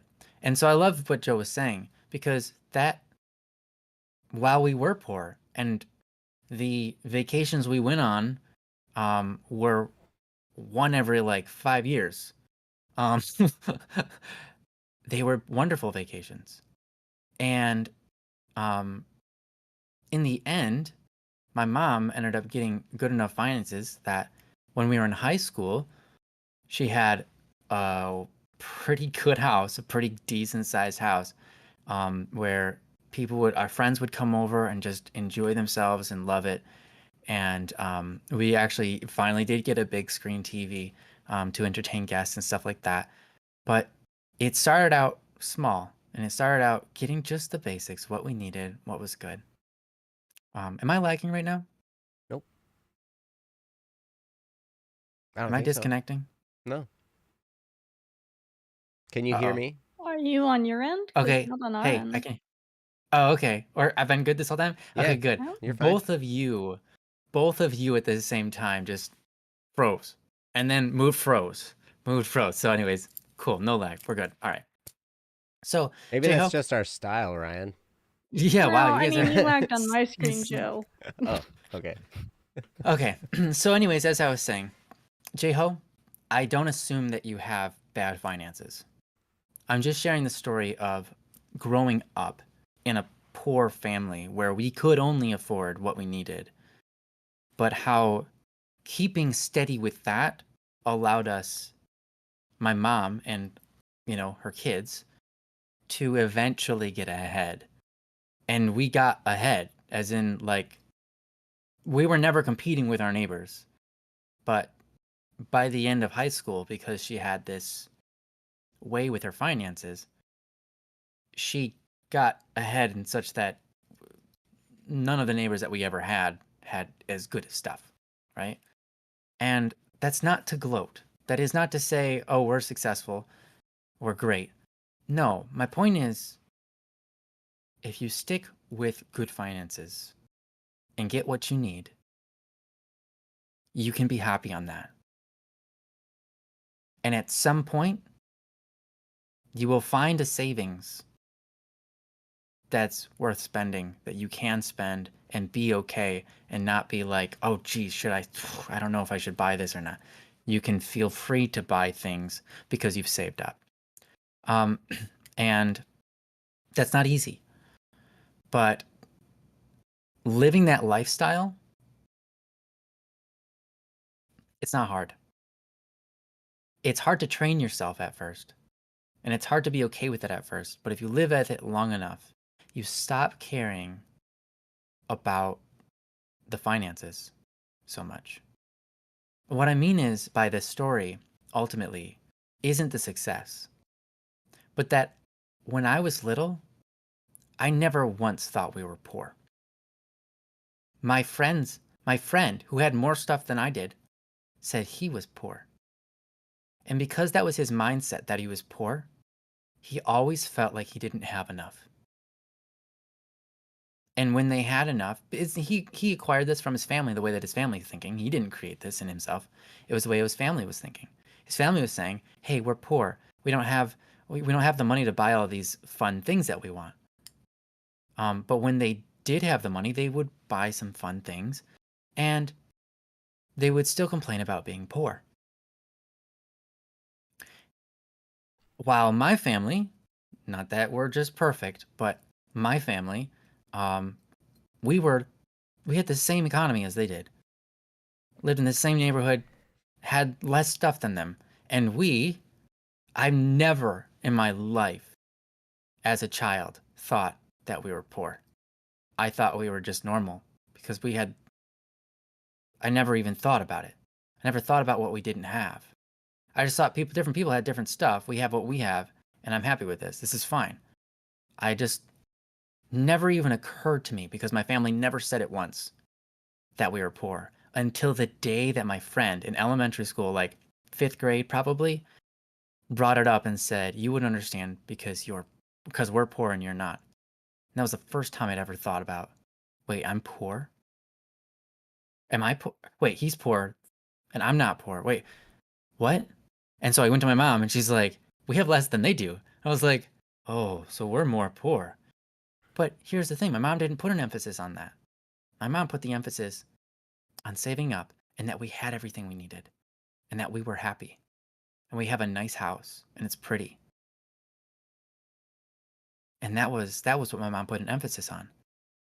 And it trained me to never worry about being poor. And never worried about the things I don't have. I've never worried about it. I've never worried about it in my life. And I've been blessed with that sort of thinking. And it was because of my mom. As I go through life, and this has been the case, even when I couldn't necessarily easily afford the rent that I was staying in, the house I was staying in with my brother, we would go back and forth trading off on which weeks we could pay off the rent. We were both not making enough money. But I was never stressed. Never even once. I was like, okay, I got this week. And he's like, okay, cool, I got this week. And it just happened. We just made it happen. But I never stressed over what we didn't have. And I'll tell you what, I think that's my main strategy. I don't crave to buy things that I don't have. I buy them when I feel like, okay, yeah, I can afford that. That'll be fun. Sure. But generally, I don't want for things because I'm not looking for what I don't have. I'm satisfied with what I do have. So I don't know if that's helpful, but I can tell you that in my journey through life, that's been my experience. And that's helped me a lot with the balance between the struggle of taking care of myself and taking care of the things that require money. It's been mostly not caring so much about what I don't have, but what I do have. And what I do have is a body, and I can maintain that.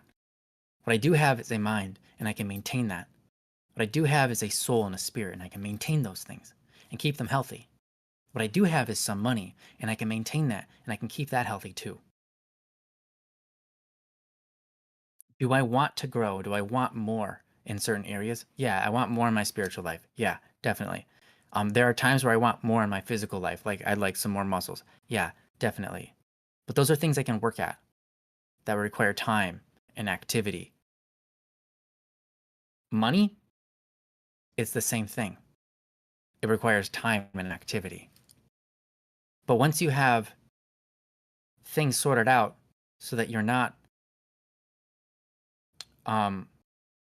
so that you have a healthy look at things, like what's healthy for me to have, if you have a perspective of looking at things of what's healthy for me to have, it's a lot easier to navigate balance because then you're no longer accidentally buying things that are unhealthy, and you're not doing unhealthy things with your time or your money.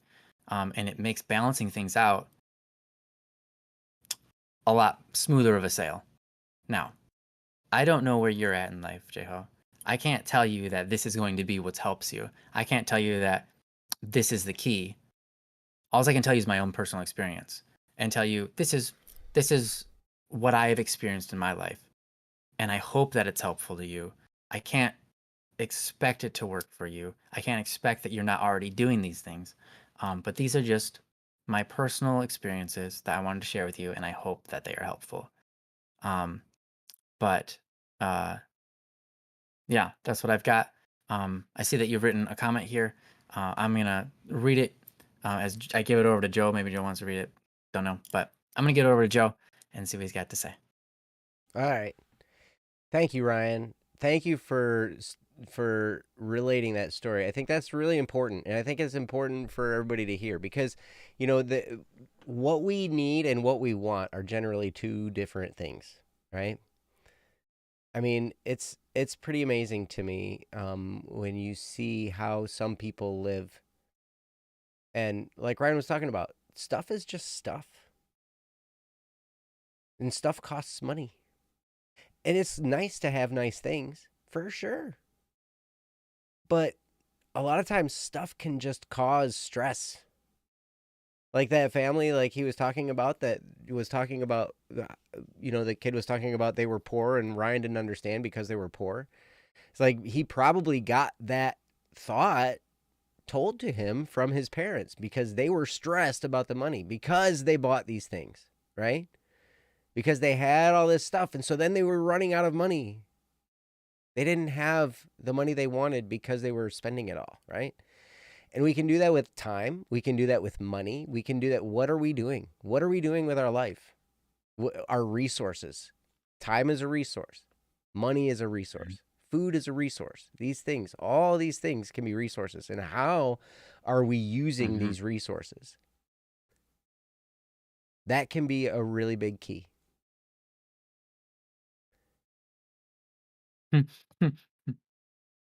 What? Sorry, I just had a funny thought. Do money, tell. time is money. You know that phrase? Time is money. Yeah. Time is money. Well, money is food. All food is time. Hey, that's a good thought. It's true. It's true. It takes time. It takes time to eat. It takes time to do what you have to do with the food after you eat it. You require food to have more time because otherwise you just die, and you have no energy. It's true, right? Okay. So J-Ho, Anyways. you said in the chat, I've been poor and lower mid. I'm stressed at the prospect of being able to rent and get around. I'm frankly terrified about self-sufficiency in the modern age / economy, and I'm exhausted working 5/7. And I understand that's an exhausting job. You're a cook in a bar. Yeah, oh man. my gosh. I had that job for a couple years. Not your particular one, but I was a grill cook and basically cooked, not just the grill, but I cooked on the grill, the fry, the prep table, did prep in the morning when I went in and worked during the day shift. Game days, you are absolutely right. They suck. Tickets are just flying out of the thing. And it's just, and it's like, you've got the whole rack full of orders, right? Stuff you got to cook. And they're still coming out and coming out and coming out of the machine. And it's like, oh my gosh. Like maybe it's different now. Maybe it's all on a screen. Maybe there's a phone app for you guys. I don't know. Who knows? But like when I was working at Bar and Grill, it was all print out, right? You print the order, you stick it up there and da-da-da-da. And it was crazy. Game days were stupid. And game days are even more stupid when there are 3 cooks that are like basically that area fits 3 cooks, that the kitchen I worked in. So 3 people could work back there without killing somebody, right? Because any more people and somebody would fall on something hot and get maimed or something. It was just really small back there, right? And so, oh, you got tablets these days. Okay, cool. So anyway, so we had enough room for 3 people. When you have a game day and 2 of the 3 people call in and you are the one that's there. Oh gosh. That's a day that you're like, horrifying. I lived through this day? Like I survived it? What just happened to me? Like I do not know. Like the stress is terrible. And I remember when I interviewed at the music store job, if you remember me talking about my various career paths, in the last topic, I got a job at a music store not long after that one. And that was a selling point to the person who interviewed me. He was like, okay, you've worked in a restaurant as a cook. You understand what stress is like. I'm like, yes. Yeah, 3 cooks. Okay, We should have a runner, but most of the time it's just 3. Okay. Very similar. Very similar situation. It's stressful, man. And it's hard. But you can only do what you can do. Right? We have limits. And I remember that the owner of the restaurant that day that 2 of the cooks called in and I was the only one back there, one of the co-owners of the restaurant came in and was helping back there with me. It was just a single standing. It wasn't a franchise. It was just a bar. One owner. It was their only location, right? And they came back and they helped me. And they were like, okay, all those tickets that are coming out of the machine, ignore it. Step 1, fill the grill with all the meats that you can line up on the tickets that are lined up. Okay? Then look at the next thing. And like, as long as you keep your wits about you and don't let yourself get overstressed about it, you can handle it. And then understand, you can only handle what you can handle. So don't worry about it. Don't worry about all the stuff coming out of the machine. You got the stuff in front of you. You got the stuff on the grill. You got the stuff in the fryer. You got the stuff that's going in the microwave. You know, just focus on what you can do. And I know this topic isn't necessarily about working at a bar and grill, but I feel your pain. Because that's tough. That's a stressful job, man. But here's the thing. You want to talk about work-life balance, the struggles of taking care of yourself versus being able to afford anything. Here's what I would do. Take this step. And if you want, you can feel free to DM me. I'd be happy to talk to you further. I've gotten a lot of insight from Dave Ramsey. He's got a podcast, The Dave Ramsey Show. I have never bought a Dave Ramsey product in my life. I have never bought Financial Peace University. But I've listened to his podcast, and I've Googled some stuff about it. He's got his baby steps. You don't necessarily need to go through the program to gain insight from the program. But it's really just about having that peace of mind, having that peace about what you're doing, right? About what you're doing with your money, what you're doing with your resources. And here's the thing. You can do this with time, and you can do this with money. And the first step that I avoided for so long, and that most people avoid for so long because they don't want to be accountable to themselves, is take an inventory. What do you do with your money, and what do you do with your time? Where does it go?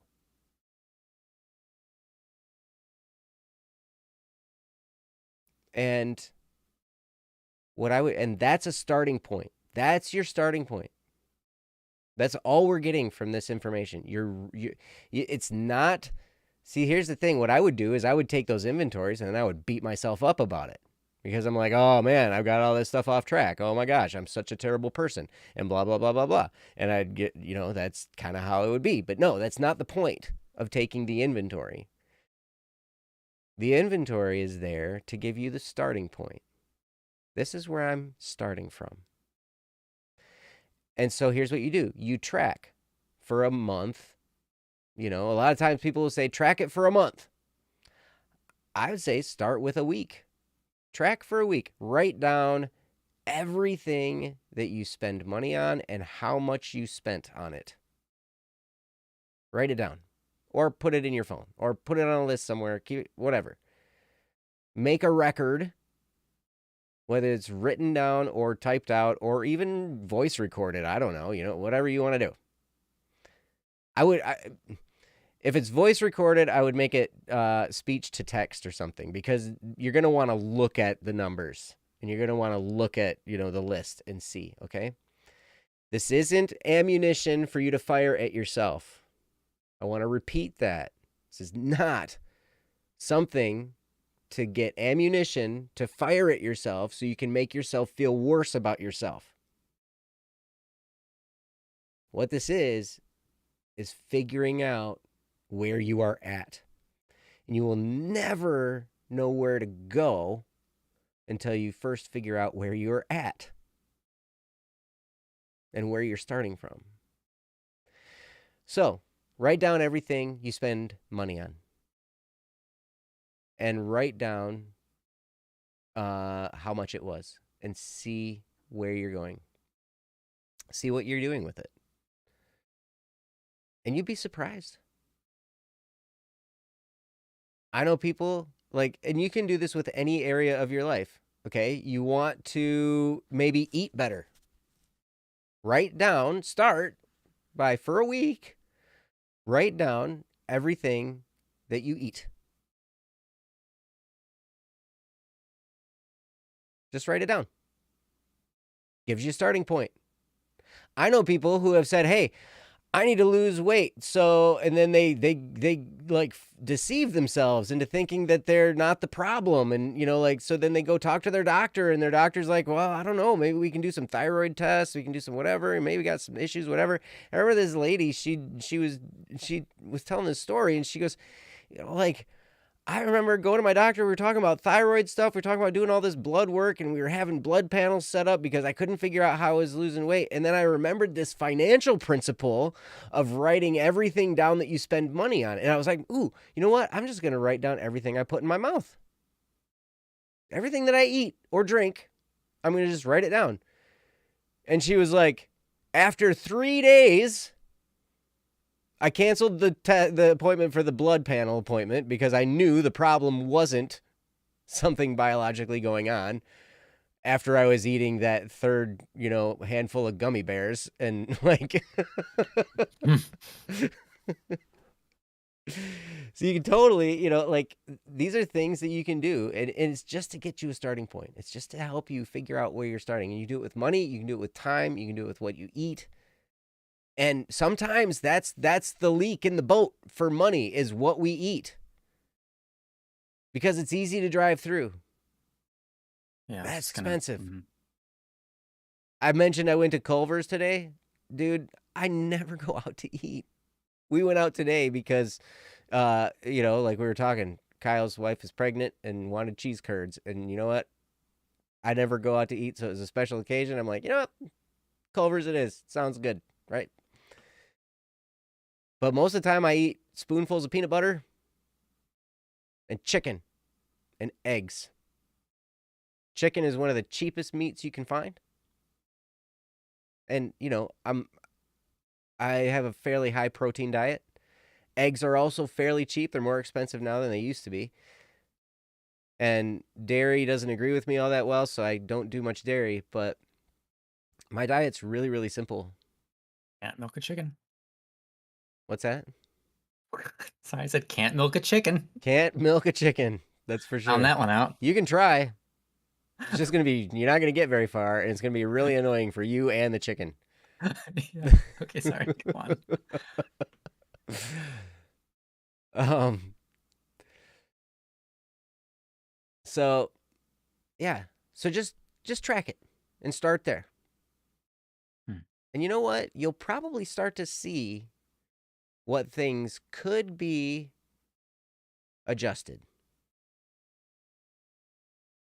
At least in finances. And then with time as well. What do you spend your time doing? Okay, so you work. I work this amount of time. Cool. When I'm out of work, I'm exhausted. Okay, some of that might be what you're eating. Some of that might be your activity level. I don't know. There's all kinds of different things. If you want more energy, one of the things you can do is exercise. And it doesn't have to take long. You can just do some push-ups, sit-ups, whatever. Go for a walk for 15 minutes. It's amazing what just going for a walk will do for your energy levels. You'll have more energy later. And walks are free. You just go out and walk. You didn't buy an exercise program. You didn't buy a gym membership. None of it. You went for a walk. It was free. It's great. So I would start with that. Just write it down. You don't even have to do the time one yet. You can just start with one. You start with the money one. Or if you want to start with the time one, start with the time one. Whatever you want to do. But just take a look. What are you doing with those resources? Okay, you do take walks to the bus, from the bus terminal to work and back. Okay, cool. Cool. I'm glad you live in a place where you can do that, where there are buses and you can take the buses and stuff like that. That's great. Because, yeah, sometimes you got to be in that position. I remember looking down the throat of having to take the bus to my car wash job because my wife's car got repossessed because we couldn't make the payments on it. And it got repoed. That was a low day, right? So then I'm looking at the bus schedule. And then, but by the grace of God, my parents had an extra car that they loaned us. They're just like, hey, you know what? We're not driving this extra car that we have in the driveway. You guys can drive it. So then I was able to get to work, right? But if I'd have had to take the bus, I'd have taken the bus. You know? We do what we gotta. It's okay. But here's the thing. A lot of times we tend to spend a lot of time looking at our current station in life and thinking about how hard it is. And sometimes it is really hard. Sometimes it's crushing.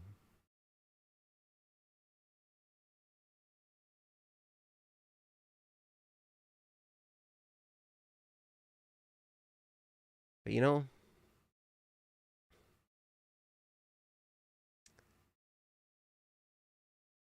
there's stuff that can get figured out. And you can make it. You can survive. We can survive a lot more than we give ourselves credit for.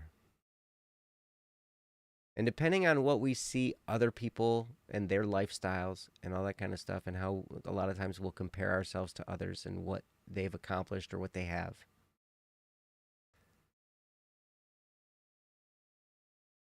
It can really make us feel inadequate.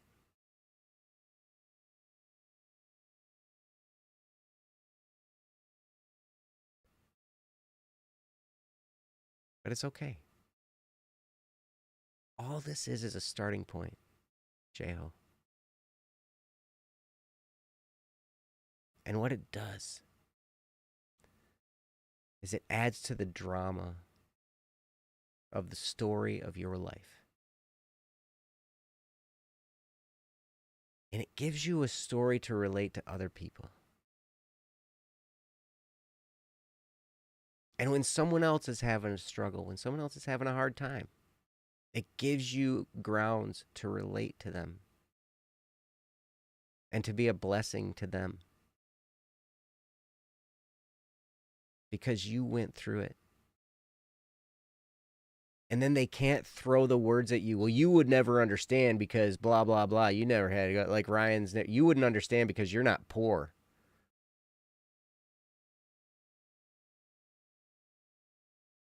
Dude, I've been poor.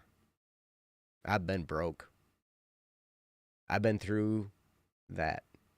And so, and I'm not saying that to brag or say that I've got one over on you. I'm just saying that because I can relate.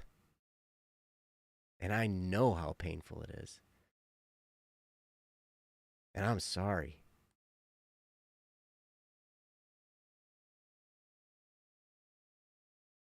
But you know what? You can survive a lot more than you think you can. So take a look. What's your starting point? Write down what you spend money on. Write down what you spend time on. And once you're there, once you have that in front of you, say, okay, I want my life to look different. And that's one of the most profound things. Our life is what we experience in the present. That's what our life is. And I heard a priest say one time, the present is where,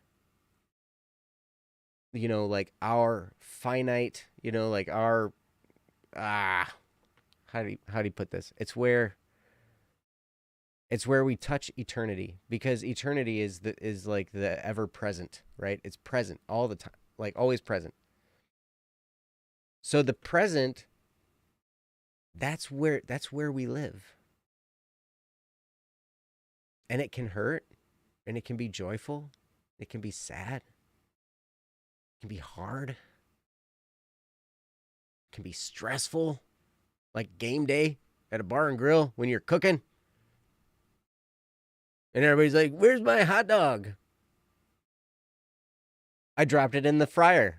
I'm sorry. You I didn't do my hot dog right. I wanted 3 grill marks. You put 5 on there. I Wow. put it on the grill. I actually did this one time Oh because it was a no. game day. You guys are gonna hate me. Um, it was game day. I had a hot dog on the grill. I went to go pick it up, and it fell in the fryer. And I was like, ah. So you know what I did? I picked it up, I put it in the bun, and I put a whole bunch of extra onions because they wanted extra onions, a bunch of stuff on there, and I tried to cover it up the best I could, and it got sent back immediately. Because like once a hot dog falls in the fryer, it's like this shriveled up raisin looking thing, right? Like it's terrible. Oh no. But it was like one of those days, like where it's like, holy cow, I don't have time to put another hot dog. Well, I had to have time then because they sent it back. Whatever. The things we do when we're stressed. Mm. But what's your starting point look like? And then you get to look at that inventory and you get to make immediate changes to your life. Because what you're going to do is you're going to change the actions you take in the present. You're going to change what you do with your time, what you do with your money to make those adjustments. And what you're doing right there is you're changing your life little by little.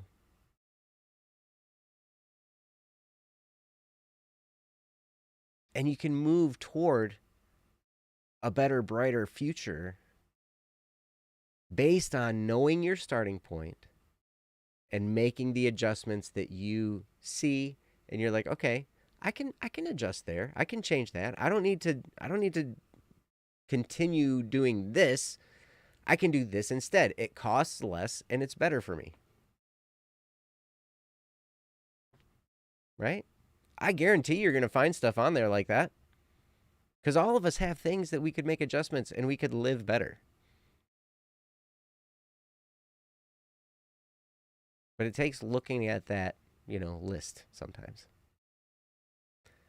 So, anyway, hopefully that's helpful for you, J-Ho. I'm turning it back over to Ryan. Ryan, did you have anything else to say? Honestly, Joe, I think what you said is so awesome. I love this, everything you said. And to take time to write down, I mean, even food especially, there's so much money that we spend on food that we don't need to spend on food. Mm-hmm. Food can be expensive, but if we work on the food, like I know it's hard after a long day, but if you come home and you make your own food, even if it's something easy, it tends to be healthier than eating out, and Mm-hmm. it costs less than eating out. Things like that are very simple. Now, and it's not just that, but like everywhere in life, even exercise. You can exercise for free. There's plenty of exercise you can do that's free, and Mm-hmm. it gets you all of the needs for exercise. In fact, there's no way that you can. There's always a free form of an exercise that does everything that the gym could do for you. Um, Mm-hmm. it's just true. You can exercise every muscle in your body without having to pay for a gym membership. Yep. You can do it Um, at home with no equipment. mhm. You can, now this is an investment, but there are things you can invest in, like plants that can supply food. Long term, it's cheaper, but short term, a little bit more expensive. But there are plenty of things out there in the world that we can do for less money. That the question was, how do you take care of yourself? Well, most of taking care of yourself is free. Most of taking care of your own mind is free. Most of taking care of friends is spending time with them. It's mostly free. You don't have to go out to a show. You can use things you already have, and enjoy each other. Um, you know, so that helps take care of family and friend life. There's so much that you can do that doesn't require money. So you can save on money by doing things that are free, and healthy for you, and that helps to restore the balance and not make it a war between being able to make money and being able to be healthy. Just find ways that you can be healthy that doesn't require money, and then it's no longer a combat between the two, and that relieves some stress. Mm-hmm. But other than that statement alone, I don't have anything to add because Joe, everything you said was so good. So, anyways, done. Well, thank you. I appreciate that. I mean, these are things that I have to make myself do too. Mm-hmm. They're not easy. All of us. It's not easy to look at your life and be like, where do I need to make changes? Now, I see you put in the chat here, Jeho. I've been taught to look for the next goal in life. I can't help but be worried for where I'm going. Sure, it's pessimistic, but I also tend to see facts and patterns to back said negativity. Mm-hmm. It's okay. Understandable. It's okay to look at the next goal. You should. You should look at the next goal for sure. Mm-hmm. But you never can get to the next goal unless you know where you're at to begin with. You can look at the next goal, but you're never going to get a clear path from point A to point B unless you know where point A is. Said. Right? And you're standing at point A. That's all this is. Yeah, maybe it's hard. Maybe it's hard to look at. Maybe it's stressful. All this kind of stuff. Absolutely, man. I've been there. I am there in a lot of ways. It's just different. But this is point A. Okay, what's point B? All right, point B looks like that. All right, cool. I know what that looks like. I know I want to get there. Great. I don't necessarily know what I'm going to do to get there, but I have some ideas and I have people I can talk to and figure out how. But I also need to take account of where I am at so I can make the right adjustments on my way to point B. Right? If I'm in a pile of crap and I've got to wade through miles of crap to get to my next point, but I don't take account of the fact that I'm in a pile of crap, I might not wear boots.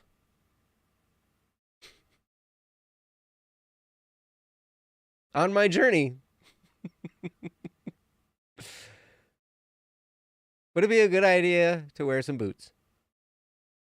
And I apologize for using the word crap, but I'm going to say it one more time. Crap. Because I heard this great saying, right? Because sometimes, you got to have some painful moments to get out of painful moments. And here's what I learned. When you're up to your neck in crap, it doesn't hurt to wet your pants.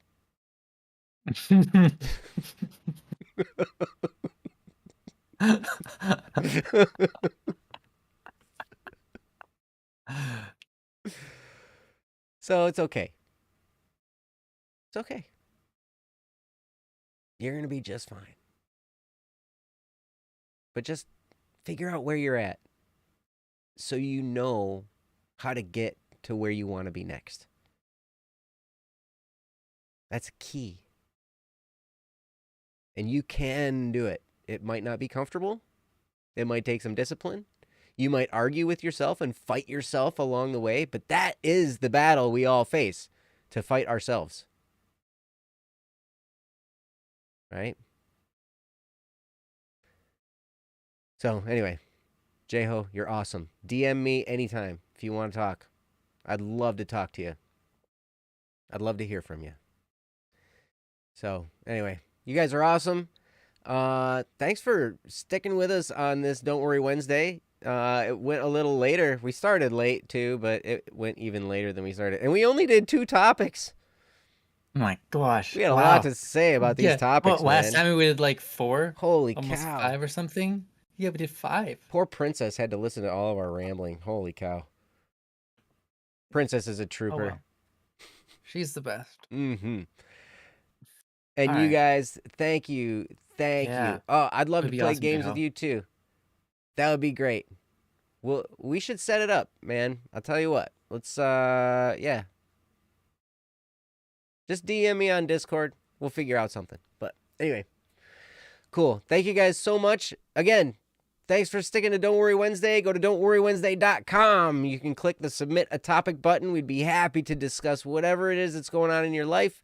We'd be happy to shed some light on it the best we possibly can. Like we said in the beginning, we're not professionals. We're not professional therapists. We're not professional anything except we're professional musicians. That's it. That's pretty much it. You know? Mhm. So I don't know. But we also want to be your friend. We want to love you. We care. We've been through a lot of stuff. And you know what? You're going through stuff too. And if we can love you through it, and if we can help in any way we possibly can, we would love to. So come back next week to Don't Worry Wednesday. We will see you then. Thank you so much for being here. Thanks for supporting us. We could not do this show without you. And we will see you next week on Wednesday for Don't Worry Wednesday. Until then, Okay. have a wonderful life and take care of yourselves, guys. We love you.